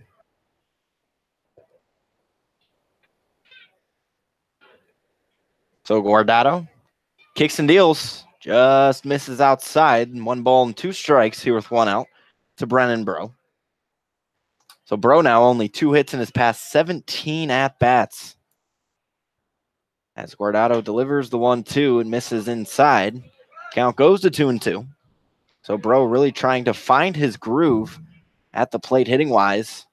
Can't quite come around on the opponent's pitching, as he just barely gets the bottom of the lumber on that one and will stay alive at 2-2. Looked like that foul ball might have nipped Pinarini at the plate as well. Believed it did, as Brad Polk asked him if he's okay. Pino shakes it off. We know he's a tough character after diving in to that right field fence a few ball games ago, as he got up from that one and was doing all right. So we'll reset, 2-2 count, 1 out. Top of the 7th inning, Miners and Bucs are all squared up at 1. Guardado's pitched. It's a hard hit ground ball over to Drew Swift. Makes the throw in time for out number 2. So 2 down now in the top of the 7th. As mentioned, tied up at 1 here at Herman Brothers Field. The Bucs scoring back in the 3rd inning on back-to-back hits. Calaccio had the double, and then Escala drove him in on the RBI single. And then in just this past inning, Caleb Van Blake got things going in the home half of the 6th with a triple. Then Josh Hatcher brought him in thanks to a sacrifice fly. And that is how we are to this point right now with 2 outs. Stepping in is Tanner Treadaway. He's 0 for 2 tonight. Guardado's first pitch, the breaker that just misses the outside corner, 1-0. So Treadaway, who has struck out 6 times in the past 5 games, as he dribbles this one, fouling over to the right side, 1-1, is 0 for 2 tonight. And now in past 4 games, if you include this one, is 4 of his last 15. So doing quite well. Came in tonight, obviously 4 of 13, but struggling at the dish on this fine evening. 1-1 from Guardado. It's a breaker that nails the outside part of the plate. He's ahead in the count, 1-2, with 2 down here in the top of the 7th inning. As this 1-2 breaker misses low. Nice block from Pinarini to tie the count up at 2. Guardado trying to set down the Bucs in a row for the 4th time in this ball game. Only allowing 3 hits so far and 1 run. So Guardado winds and deals. This one's a tapper to Drew Swift. Takes a few steps in, gathers it, throw to first. So Guardado, for the 4th time this game, sets down the Bucs in order. And we're all tied up at 1 as we head into the home half of the 7th inning on Matsu Miners Radio.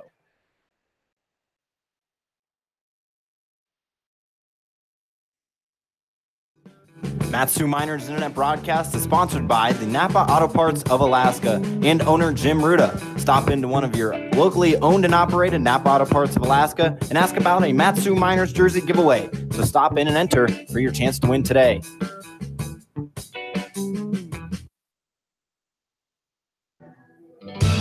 The Alaska Railroad and Operation Lifesaver would like to remind our friends and neighbors when approaching a railroad crossing, always expect to train. Look, listen, live.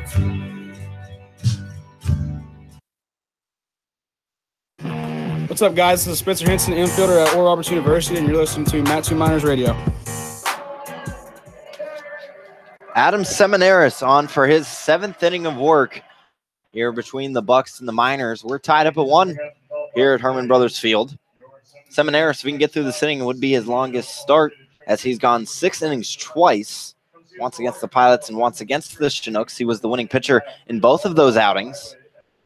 So right now, no matter what happens, he would be a no decision as we have a tie ball game. So Seminaris will reach the mound. He'll be facing the 6, 7, 8 batters. Brooks, Bozetti, and Denning do up for the Miners. Brooks tonight is 1 for 2. Got a base hit back in the 2nd inning. And that was his 2nd hit of the season. So back-to-back games, Nick Brooks has had hits in just 3 games played. So nice little spark of offense for this Miners team. Seminaris, deep breath. Brooks sort of adjusts the batting box, digs in. We're ready to get going here in the bottom of the 7th, tied up at 1. Series is also tied at 3 as well. So whoever is the victor tonight will be the season series holder. Seminaris with a fastball that nails the inside part of the plate to the right-handed Brooks. Seminaris from the left side just got his scoreless streak of 24 1/3 innings broken last inning, thanks to Josh Hatcher's sacrifice fly. As Brooks looks at a ball or a strike low in the zone, he's now down on the count 0-2. Brooks has struck out twice this season, as the Miners strike out the least. Came into tonight with 192. So Seminaris, his 0-2, just misses outside. Count moves to 1-2. Mentioned Seminaris out of Long Beach State University came into tonight with a .39 ERA. The only time he gave up an earned run was back in his first start, and it was only 1 earned run. His 1-2's on its way. This one hit hard down the left field line, but foul as it just hopped over the bag too far left. Or Brooks could get going around the bases. So we'll stay at a 1-2 count with nobody out here in the bottom of the 7th inning. 6 hits combined in this ball game. Obviously only the 2 runs. So a real quiet night. Whereas last night the Miners saw 2 nights ago the Miners saw a little more offense in their contest against the Pilots with 16 combined hits and 8 combined runs. They had 7 in that game. So Seminaris is 1-2. Breaker just misses low for ball 2. Squared up at 2 with nobody out here in the bottom of the 7th inning. Count squared up at 2. Score squared up at 1. So Seminaris, the lefty, looks in, takes a step back, kicks the leg, now delivers. Brooks just fouls it off. Actually goes off of his leg. Believes it hit his shin pad on his left leg, so nothing to be concerned about there. So we'll still sit at a 2-2 count as Brooks now, this is worked up to a 7-pitch at bat. As the Miners were the best team in the ABL on average coming into tonight with a 256. Also, almost more importantly, is their on-base percentage at a 343. So you got to have guys on to drive them in. The Miners are doing quite a good job of doing that. As this 2-2 pitch is fouled off into the right side out of play. So Nick Brooks just trying to stay alive and get a hit here for the Miners, leading off this 7th inning. On deck is Bozzetti, and Connor Denning follows him. So Seminaris looks in. His 2-2 pitch is on the way. Brooks is swinging through it for strike number 3. So Adam Seminaris gets his 3rd strikeout tonight, thanks to Nick Brooks swinging, and out number 1 of this 7th inning. But it was a nice at-bat from Brooks. A 9-pitch at-bat. So really works Seminaris right there as it brings up Tyler Bozzetti batting from the right side of the dish. He's 0 for 2 tonight with 2 flyouts. As we saw on the other night, almost this hero for the Miners with those 2 RBIs and 2 really nice defensive plays. As he looks at a ball low 1-0. So Bozzetti looking for a hit to keep this hitting streak up, which sits currently at 6. So this a 1-0 pitch is on the inside corner to the right-handed Bozzetti. 1-1. 1-1 is your score as well, with 1 down here in the bottom of the 7th inning.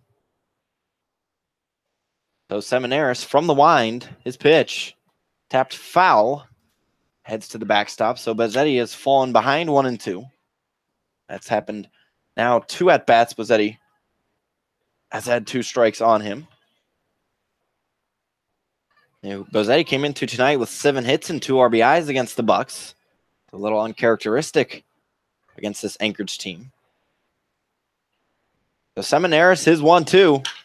This is a grounder right up the middle, but moving over to his right nicely is the second baseman, Escala. And there's now 2 outs in the bottom of the 7th inning. Adam Seminaris is dealing, who coming into that last at-bat, 85 pitches total. So definitely very efficient through 6 2/3 now, which he is now in his longest start by 2/3 of an inning, but looking to go 7, as we're going to have a pinch hitter for Connor Denning. Number 15, Aaron Walters, will step to the dish from the left side, the utility man out of Texas A&M. So Aaron Walters steps in. He's definitely been one of the hotter bats for this Mat-Su Miners team, as the Miners trying to spice things up and possibly drive across. In the past week, Walters 11 hits in 24 at-bats. So definitely really increasing that average as he chops one over to third. Correa struggling to have it, needs a strong throw, has it for out number 3. So Walters stands in for the pinch hit, but swings at the first pitch and goes down. So Adam Cerminaris is through 7 innings, and this game's through 7 innings as well. Tied up at 1. We head into the 8th on Mat-Su Miners Radio.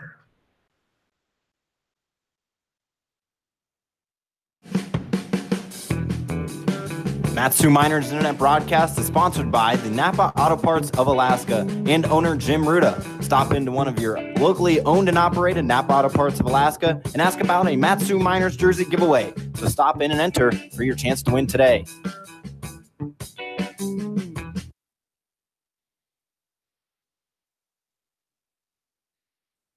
This is Mario Andretti.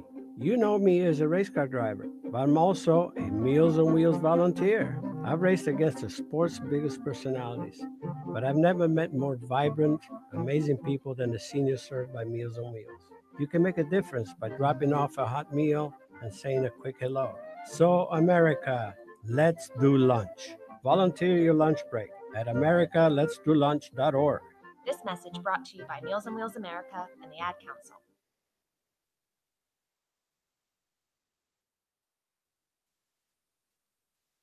Hey y'all, I'm Blake Shelton. I love that country music connects people all over this great nation, but unfortunately so does something else, childhood hunger. 15 million children struggle with hunger in America. That's why It's Josh Hatcher here, infield outfield from Mississippi State University, and you're listening to Mat-Su Miners Radio. So after quite the nice start and his longest of the summer, Jonathan Guardado will be sent to the clubhouse, or to the dugout, I should say, and Ian Churchill will be on in relief, the left-hand thrower out of Santa Barbara City College in Santa Barbara, California.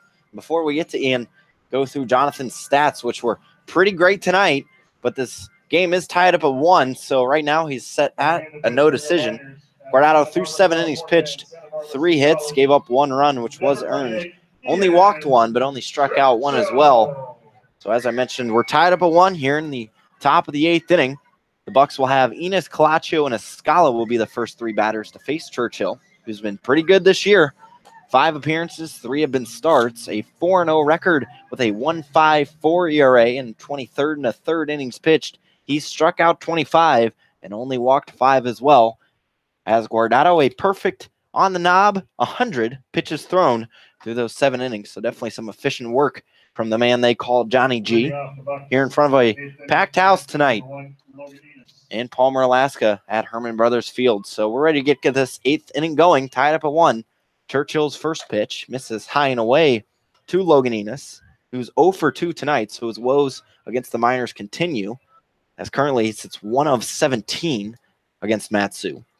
So Churchill from the wind, his 1-0, nails that outside part of the plate. The count's tied up at 1. Only a combined 6 hits in this ball game, 3 apiece for each team, as the score's tied up at 1 as well. So Churchill, his 1-1, is a fastball that misses away, 2-1.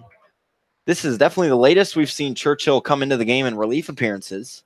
He's normally a long reliever type of pitcher, and in his starts, he's done pretty well. So his 2-1 pitch misses inside, 3-1. So Churchill went scoreless in his second appearance, and then his other 4, he's only allowed 1 earned run. So the 3-1 pitch nails the outside part of the plate. The count has been worked full here with nobody out in the top of the 8th. Logan Enos looking to get things going for the Bucs, as now batting from the right side. He's a switch hitter. And he'll take a ball outside from Ian Churchill. So Logan Enos is aboard. with only the Bucs' second walk drawn of the night, as they have a runner aboard. That would be the go-ahead run as we're tied up at 1. And Dimitri Calaccio is up to the plate. If you remember back in the 3rd inning, he got the Bucs scoring going, getting on base with a double, and then Willie Scala drove him in. So Churchill trying to have different circumstances, as Calaccio trying to bunt will pop it back to the fence. So the count will move to 0-1. So Bozzetti will play a bit in from third base as he is aligned with the bag. The middle infield playing in for double play. Outfield straight away. Kona Quiggle seems to be a few steps in, posed to right and left field. So Churchill, from his chest, the 0-1 is bunted right back to Churchill. He comes off the mound and will make the easy toss to first for out number 1. So sacrifice bunt there from Dimitri Calaccio as it worked to perfection. So a SB-1-3 route number 1. And now Enos is in scoring position with only 1 out. And that brings up Willie Escala as the lone RBI for the Bucs. Has 12 on the season. And also now a 5-game hitting streak, which he in those 5 games now has 4 RBIs with that RBI single back in the 3rd. Other than that, in the 1st he flew out, and in the 6th grounded out to Drew Swift. The 1 down, man on 2nd for the Bucs. Churchill's first pitch to Escala misses high, 1-0. And it's important for Churchill to get these next 2 batters, because then you'll have the Jake Veith, the leader in the ABL in batting average, come to the plate. So it's important for the first 2. Yeah, you really want to make sure you get everyone out, no one on base for that dangerous Veith, because if so happens you have to walk him or sort of pitch around him. You don't want anyone on, possibly drive in. As pitching coach Jeff Erlab will come to talk to Ian Churchill. I'd like to thank the official travel sponsor of Matsu Miners Baseball, Alaska Airlines, for sponsoring all of Matsu Miners Baseball travel, allowing all these young players to fly in safely, play for the Miners. The 1-0 is the count with 1 down here in the top of the 8th inning. The Bucs have the go-ahead run on second base. So in the 3rd straight game, looks like the Miners are going to go down to the wire. Winning 2 nights ago, but prior to that, they lost on a go-ahead run late. As this one is popped in the air over to the right side and out of play. So Churchill with his first strike, 1-1. With 1 down. Churchill, this is his first appearance against the Bucs all season long. So Churchill has now faced every team in the ABL. He looks in. So from the stretch, Churchill's 1-1 pitch. There's a man on the move. The throw down is not in time. So Logan Enos barely sneaks away. It was a good slide to get out of the way of the Bozzetti tag. So now the Bucs have the go-ahead run and sitting only 90 feet away thanks to Logan Enos' 5th stolen base of the season. That last pitch was a ball, so Churchill's falling behind 2-1. With that stolen base, that'll bring the infield in. The outfield will play a few steps in as well as we're tied up at 1. Churchill's 2-1 pitch fouls straight back. Count is tied at 2. So Escala trying to deliver for a second time this game for the Bucs. The Bucs do have a walk-off hit against the Miners. They won't have that opportunity, but definitely a big go-ahead hit here early in this game. So Churchill from his chest. Escala will call time. Step out of the batter's box to regather himself. Bucs do have a left-hander up in the pen. So it seems like Adam Seminaris' night may have come to an end. So Churchill, his 2-2 pitch. Looked at by Escala. It was away for a ball, so he's worked a full count. Thought could be a walking Escala to give the ground ball double play an opportunity for the infield. But that just greaters the chance for the Bucs to bring up their best hitter. Nevertheless, Churchill looks in. His payoff pitch is just barely fouled. It actually hit off Austin Pinarini's face mask, sort of moved it over to the right a bit. So we'll still sit at a 3-2 count to Willie Escala, second baseman out of the University of Miami. The Hurricane has already hurt the Miners wants tonight. If you remember, the first time these two teams played, it is quite the rivalry game. Escala sort of started a little pushing and shoving match between him and catcher David Avitia. Benches cleared, but nothing was really happened, just some warnings. No one was thrown out of the contest. So we're back. Payoff pitch, part 2 with 1 out. Churchill's pitch. Once again, fouled straight back by Escala. He's definitely on Churchill's fastball, so got to wonder if he'll bring a breaker here soon. So 3-2, 1 down, top of the 8th inning. All squared up at 1, but the Bucs have the go-ahead run standing on third base for Willie Escala. A lefty on righty matchup. Churchill, he comes set. His 3-2's on the way.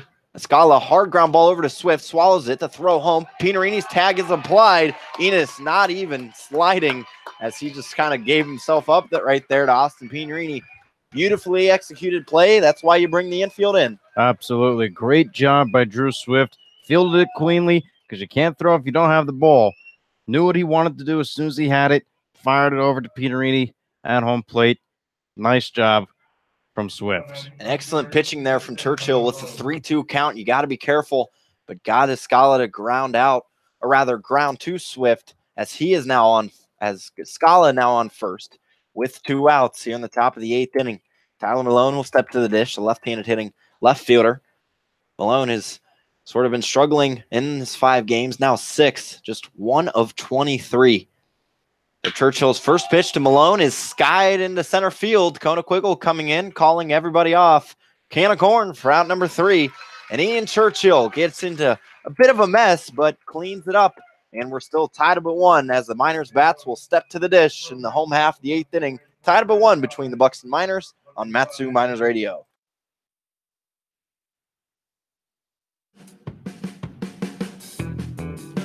Matsu Miners Internet broadcast is sponsored by the Napa Auto Parts of Alaska and owner Jim Ruda. Stop into one of your locally owned and operated Napa Auto Parts of Alaska and ask about a Matsu Miners jersey giveaway. So stop in and enter for your chance to win today.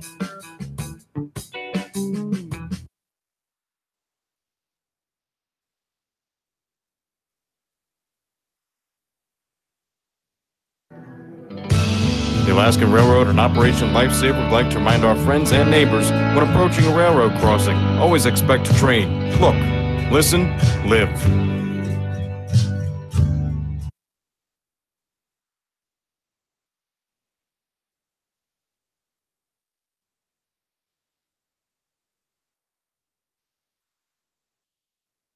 Hi guys, Drew Swift, infielder from Arizona State University, and you're listening to Matsu Miners Radio. And just like the Miners, the Bucs will counter with a new pitcher themselves and left-handed thrower Alex Siegel. This is Siegel's 8th appearance. He started one of them, comes in with a 5.29 ERA in 17 innings pitched. Also has a save to his resume, as this is obviously a 9th save situation and 20 strikeouts in 12 walks. We enter the home half of the 8th inning, all squared up at 1, thanks to what has been pretty much a pitching duel all night long between Adam Seminaris and Jonathan Guardado. Seminaris goes 7 innings himself, gives up 1 run, which was earned on 3 hits.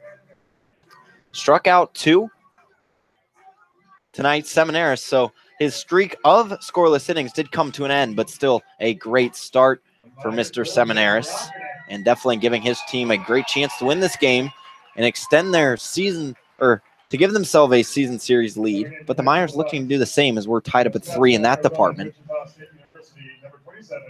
So Siegel will see the 9-1-2 batters for the Miners. Drew Swift will get things going.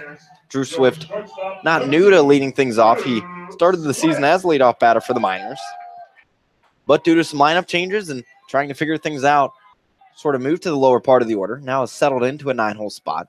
So Siegel winds and delivers his first pitch of the night as a fastball on the outside part of the plate. Swifty 0 for 2 tonight, has now 23 hits and now 114 at-bats. As he looks at another strikeout side, 0-2. Clear frustration there from Swift, disappointed in himself for not swinging. But Swift has been very reliable, has played in every single game of this Matsu Minor season so far. As Siegel trying to work that outside part of the plate again. This time misses outside, so the count will move to 1 ball and 2 strikes. So he's looking in. Now winds and deals. Swift will swing through that pitch. So Siegel, his first batter he sees, will set him down on strikes. That's only the 3rd time the Miners have struck out tonight. 4th time, rather. I stand corrected, as Seminaris had 3 strikeouts. So Caleb Van Blake will step to the dish with 1 out here in the 8th inning. He had a triple to lead off the 6th inning, which he came around to score the Miners' only run to tie this thing up at 1. And we are still squared up at 1 here in the bottom of the 8th inning. Siegel, his first pitch to Van Blake. This one is a moon shot high in the air. Moving over into foul territory on the left side is Jake Feith, and he catches it for out number 2. So Siegel right now is dealing the left-handed thrower out of Wichita State University. We'll face Josh Hatcher, who has the Miners' lone RBI of the night. And Hatcher with 4 RBIs now on the season, thanks to that sacrifice fly. So a lefty-on-lefty matchup here with 2 outs. Bottom of the 8th inning, all tied up at 1. Siegel's first pitch misses low and away for a ball. So Hatcher, this is only, we mentioned, his 2nd time seeing the Bucs pitching. As the 1-0 misses high, the count goes to 2-0. So definitely not familiar, as most of his games were played down in Kenai on the Peninsula Oilers trip. So the 2-0 pitch into Hatcher. This one's bounced foul over to the right side. The count's now moved to 2 balls and 1 strike. And not surprising, we're seeing a close game. And this series has gone to extras once, which, if you remember, was a 12-run second game of a doubleheader, which the Miners finally broke through in the top of the 12th inning and had 5 runs. So the 2-1 into Hatcher. He just barely gets the bottom of the bat on it and fouls it off. So the count goes to 2-2. I think it goes without saying, but that game was a long one. Only supposed to go 7. We go 12. But Miners came out on top. Yeah, they definitely had a great performance. Finally, it's almost like they saved all of their hitting that game, and it finally came through in the top of the 12th. 2-1 is your count with 2-2, I should say, is your count with 2 outs. Here in the bottom of the 8th inning, the pitch to Hatcher has him swinging through. It will get by Clunch, but his throw down to first is in time. So Alex Siegel comes on and sets down the Miners in order with 2 strikeouts. And we head into this final inning of regulation, all squared up at 1 between the Bucs and Miners, and we'll have it for you when we come back on Matsu Miners Radio.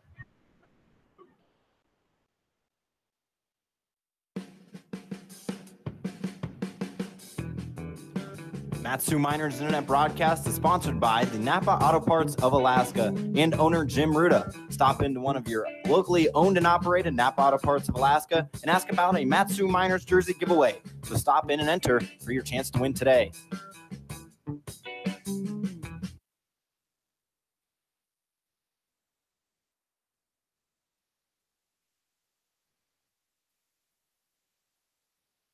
You know what really gets a party started? Indoor baseball. Yeah, just find a broom or a pool cue, and you can use like anything as a ball. Cans, bottles, shoes. Hey, bro, toss me that avocado. Most party fouls are pretty dumb, but if you decide to drink and drive underage, you could lose your license and your freedom. Underage drinking and driving, the ultimate party foul. Learn more at ultimatepartyfoul.org. Brought to you by the National Highway Traffic Safety Administration and the Ad Council. This is Mario Andretti. You know me as a race car driver, but I'm also a Meals on Wheels volunteer. I've raced against the sport's biggest personalities, but I've never met more vibrant, amazing people than the seniors served by Meals on Wheels. You can make a difference by dropping off a hot meal and saying a quick hello. So, America, let's do lunch. Volunteer your lunch break at americaletsdolunch.org. This message brought to you by Meals on Wheels America. Hey, I'm Tyler Bassetti. I'm from Nevada, Reno, and you're listening to Matsu Miners Baseball. So we'll enter this final inning of regulation, all squared up at 1 between the Bucs and the Miners, and a new pitcher for the Miners is left-handed thrower Kyle King. Kyle's definitely worked on his delivery, becoming more of a sidearm kind of guy now, the southpaw. He's been pretty dominant in his past 4 outings. He's gone 3 1/3 innings pitched, which have been scoreless. So Kyle's definitely worked his way into this late inning relief role and now comes in a big situation as he'll be facing Veith, Clonch, and Correa, the heart of this Bucs order, tied at 1. So Jake Veith steps to the dish. He's 1 for 2 tonight, has reached twice in the 4th and the 6th inning. So the first pitch into Jake Veith is a big breaker that starts at Veith's body and then dives into the strike zone for strike 1. So Veith has been sort of pitched around, but when given the chance to swing, he definitely took advantage of it in the 6th, where he doubled. But nobody on to start this 9th inning. King's first pitch, or rather second pitch, I should say, is fouled straight back. So he's ahead in the count, 0-2. Going right after Jake Veith with not a lot of fears, Kyle King.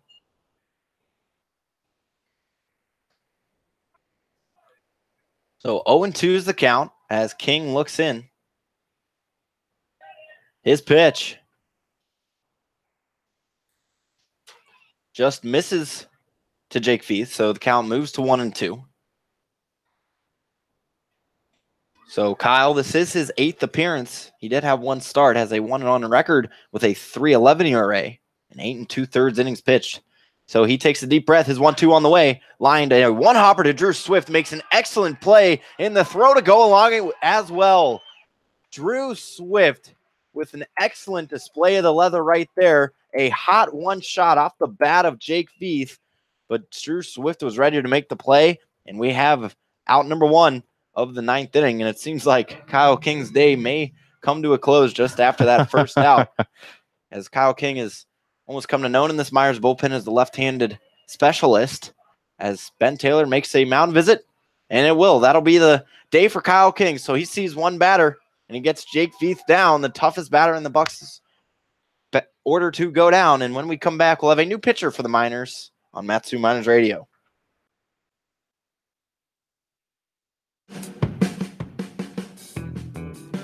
Matsu Miners Internet Broadcast is sponsored by the Napa Auto Parts of Alaska and owner Jim Ruda. Stop into one of your locally owned and operated Napa Auto Parts of Alaska and ask about a Matsu Miners jersey giveaway. So stop in and enter for your chance to win today.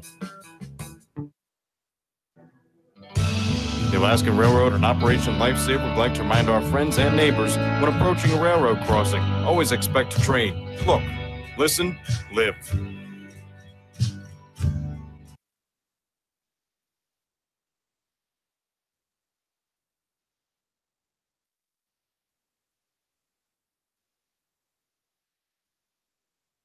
This is Aaron Walters from Texas A&M University. I'm a catcher, infielder, and you're listening to Matsu Miners Radio. So Kyle King does his job and sets down Jake Veith on a hot liner to Drew Swift. Made the nice play, and that brings in Nathan Bach, the right-hander out of Southeast Missouri State. He's been absolutely dominant late in games for the Miners. Comes in with 14 appearances and 19 innings pitched, has a .94 ERA, a couple of saves under his belt, and 16 strikeouts. He's only walked 9. So Bach has just been absolutely dominant for these Miners. As I mentioned, definitely a huge part of this bullpen, which on the season coming into tonight, 116 innings pitched at a 2.17 ERA. So they've really been holding down the fort as it comes to a late game situation. We're tied up at 1 here in the top of the 9th inning. Jake Veith was retired for the first out as Troy Clonch will now be stepping to the dish. Was due up, I should say. He is 0 for 3 tonight. So Bach also has that 2-0 record gathered up. Miners now trying to win 10 of their last 11 games at home and 5 out of 7, whereas the Bucs are trying to win 4 out of their last 5. And ever gets over so slightly to the Miners, who currently lead the ABL. They lead the Bucs by 4.5 games, and the Oilers are sitting in second, 3 games behind. So another tight game, as the series has been tight, as it's tied up at 3 right now. Season series, that is. So Troy Clonch will step to the plate. He's 0 for 3, has flew out in his first at-bat and then grounded out twice. So a righty-on-righty matchup with one down here in the top of the 9th inning. So Bach will do his pre-pitching adjustments. Bach cousins with Miners utility man Danny Wright, as they attend the same school as well. So Bach, he's ready to roll. He winds in his first pitch. It's a fastball that misses high 1-0. Last time we saw Bach was on July 10th against the Pilots in our last game, actually, where he went an inning, did not give up any runs, and was the winning pitcher. This 1-0 pitch is dribbled over to third. Bozetti gathers it. His throw across the diamond is in time for out number 2. So Bach comes in, 2 pitches, and gets an out. And that'll bring up J.C. Correa, who late game has been sort of a villain for this Miners team. Back earlier this season, he had a walk-off hit in the bottom of the 9th to give the Bucs the win. So he could, with a home run now, it would give them the lead, but could possibly get on base to give his fellow companions a chance. Nathan Bach looking for other ideas. His first pitch misses low and away to J.C. Correa. Correa is also 0 for 3 tonight. Now 5 of 21 against the Miners on the season. So 2 outs, top of the 9th inning, tied up at 1. Bach's 1-0. Fastball that hits the upper part of the zone. Count goes to 1-1. It's only 6 hits combined in this ball game, as both teams trying to get a win before we head to showcase an all-star weekend. Correa fouls it back. He's now down on the count 1-2 to Nathan Bach, looking for his 17th strikeout of the season. We just mentioned just a part of that dominant bullpen, or as they like to call themselves, the electric factory. So his 1-2 pitch. A bender that has Correa swinging that barely gets by Drew Swift and into left field, where Kona Quiggle will gather it, as there was a defensive adjustment before this inning. Braden Merritt coming into center. Kona Quiggle moves to left. That's all the defensive changes for the Miners. So that brings up Brennan Bro to the dish. From the left side, facing the right-hander, Kona Quiggle, as Correa gets on with the 2-out base hit here in the top of the 9th. He is the go-ahead run for the Bucs. So Bach's first pitch to Bro misses low. Count goes to 1-0. Bro, the left-handed hitting center fielder, is just like Correa and Clanch in front of him, 0 for 3, and 2 hits in his past 18 at-bats. So Bach's 1-0 pitch just misses high. Count goes to 2-0. Bach showing a bit of frustration there, thinking that that fastball was in, but Brad Polk thought otherwise. And Bach, he's really been a reliable reliever for the Miners this season. Always comes in, gets the job done, and keeps them in ball games. And this pitch is hit high into center field, but moving back and camped under it is Braden Merritt, who makes the catch for out number 3. So Nathan Bach allows a hit, but that's all. And the Miners will have a chance to walk off in the bottom of the 9th. Keep it here. It should be exciting, ladies and gentlemen, on Matsu Miners Radio.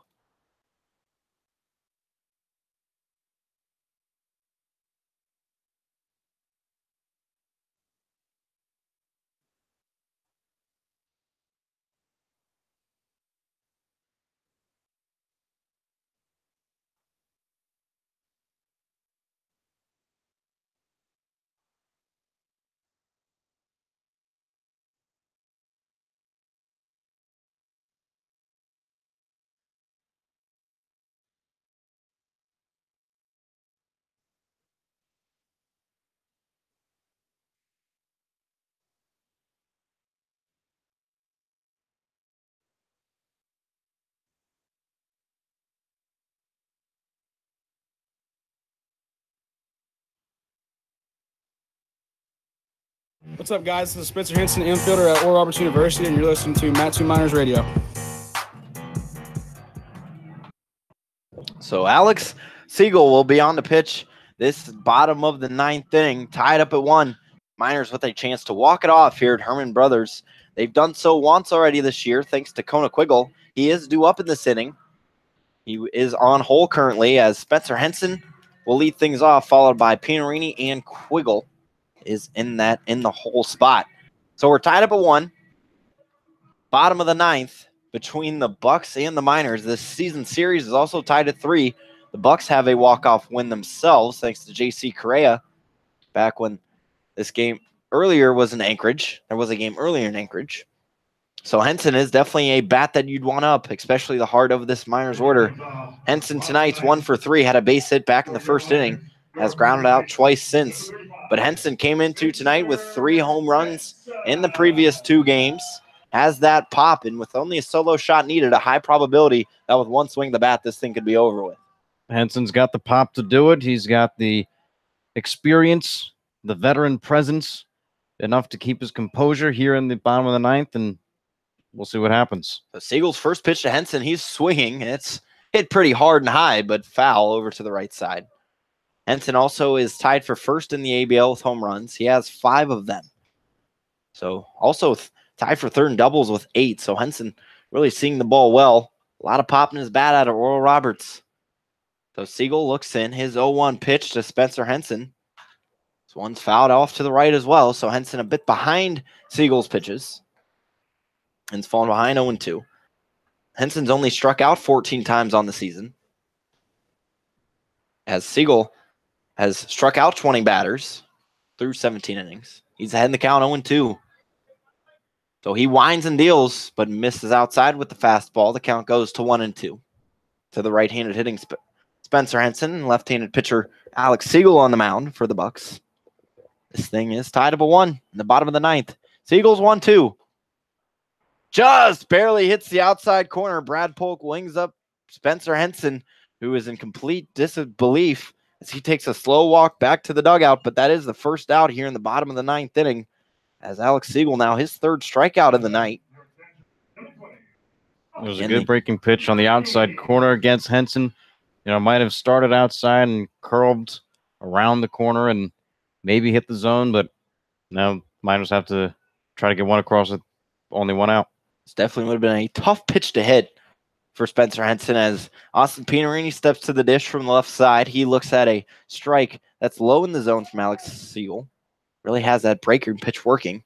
Pino's 0 for 2 tonight, but did reach in his last at-bat thanks to a hit by pitch. So Siegel, another breaking ball in there for a strike. He's ahead in the count yet again, 0-2 here in the bottom of the 9th, pitching in a big-time situation, tied up at 1. It's tough. Tall task as the Miners are the best hitting team, and Austin Pinarini swings through that pitch from Siegel. So 2 up and 2 down. Both have been set down on strikes for Alex Siegel. And the Miners now, with only 1 out to work with here in the bottom of the 9th, to possibly walk it off. And what a better time for the man that has a walk-off under his belt this season in Kona Quiggle. Quiggle is 0 for 3 tonight, and only 2 hits in his past 18 at-bats, but does have the walk-off in him, has the clutch ability. So we'll see if he can show it off right now. Siegel, his first pitch to Quiggle. He swings at it, but fouls it out of play to the left side. So Quiggle trying to provide in front of this 1,102 strong crowd here tonight at Herman Brothers Field. So a great turnout on a Thursday night. That game time temperature was 66. 0-1 pitch, misses low and in the dirt. They check. James Purnell down at third says he did not, so the count will move to 1-1. Mentioned it was 66 degrees and sunny at first pitch. Seems cooled off a little bit thanks to some cloud coverage. So the 1-1 to Quiggle, he bends out of the way of it. Count goes to 2 balls and 1 strike. Quiggle has been seeing the ball well against the Bucs, however, now 8 of 23, including this game's stats. So Siegel winds and deals. He misses inside to Quiggle. He's worked a hitter's count 3-1. Wouldn't be surprised to see Siegel intentionally miss outside to Quiggle as first base is open. So Siegel is 3-1. This one's blasted into right field. Moving back is Enos. He won't get to it. It'll one-hop the wall. Quiggle around first and sliding into second. Kona Quiggle with a big hit here in the bottom of the 9th. Gets a 2-out double, and now the winning run is only 180 feet away. A nice shot off the bat of Kona Quiggle. Didn't have the power to go over the fence, but we'll see if that's enough to get the Miners a walk-off here against the Bucs. And you can see it. The sweat is going down Alex Siegel's back. It's sort of dripping off of his mustache as one of the biggest bats, power-wise, steps in. We haven't quite seen it yet in Nick Brooks, but we know the potential is there. So Conequiggle stands on second thanks to that 2-out double. And now he is the winning run standing on second. As this game is tied up at 1 here in the bottom of the 9th. Nick Brooks steps to the dish, the right-hander, so a lefty on righty matchup. Brooks is 1 for 3 tonight. After getting that hit in the second inning, has flown out and then struck out. And the Bucs are going to defer. First base is open, and they're going to send Brooks that way with an intentional walk. As you can hear the disappointment here in this home crowd at Herman Brothers. In a bit of a rally cap situation, all caps seem to be on pitcher Josh Haley. Half of them forwards, half back. This has worked before. If you remember, Connor, the Miners did have a walk-off when this happened. So hopefully it'll work again as the 2-0 pitch misses well outside because Clonch is set up outside for the intentional walk. So I'll bring up Tyler Bozzetti. He is 0 for 3 tonight standing on the on-deck circle. So this 3-0 once again misses outside. And Nick Brooks will take his base thanks to an intentional walk. So he'll be on first. His run would not matter if it came across the score as Conequiggle is the winning run. Standing on second, tied up at 1, bottom of the 9th inning. 2 outs, Tyler Bozzetti stepped to the dish. He had a big RBI in yesterday's game in the 8th inning to extend this Miners lead to 4.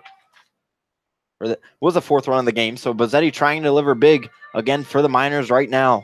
They just said 0 for 3 tonight, but what a time to extend your hitting streak. So middle infielders were playing. The corners are in normal positions, and outfield is playing just a few steps in. Siegel from the stretch with 2 outs. His first pitch to Bozzetti. He's swinging. Lines one in between the gap of short and third. Conequiggle on his horse around third. Tyler Malone mishandles it. The throw home is not in time. And Tyler Bozzetti walks it off for the Matsu Miners. He is stormed out on the infield. The Miners win 2-1 over the Anchorage Bucs. What a hit there from Tyler Bozzetti. What a time to get your first hit of the game as he has extended his hitting streak to 7 in exciting fashion. The shirt is off. That is now twice. The Miners have walked it off here at Herman Brothers Field as they win in what was mostly a pitcher's duel all game long. But the Miners, like they've done so many times this season, scratch, claw, fought, got the win.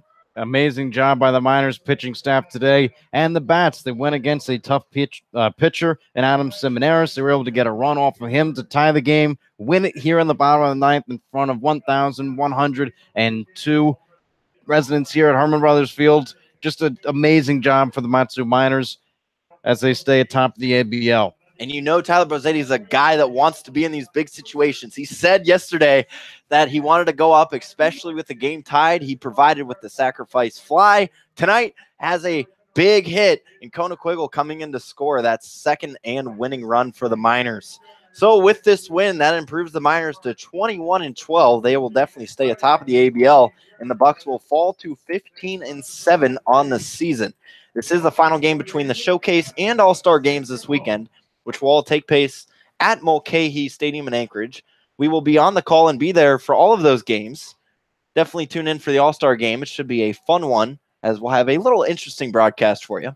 Nevertheless, coming up after this game, we'll have our post-game show with skipper Ben Taylor and your Matsu Miners player of the game. So once again, your final tonight here in Palmer. The Miners are victorious thanks to Tyler Bozzetti's walk-off hit, 2-1. For Connor Mills, this is Brad Walker, and as always, it's been a pleasure.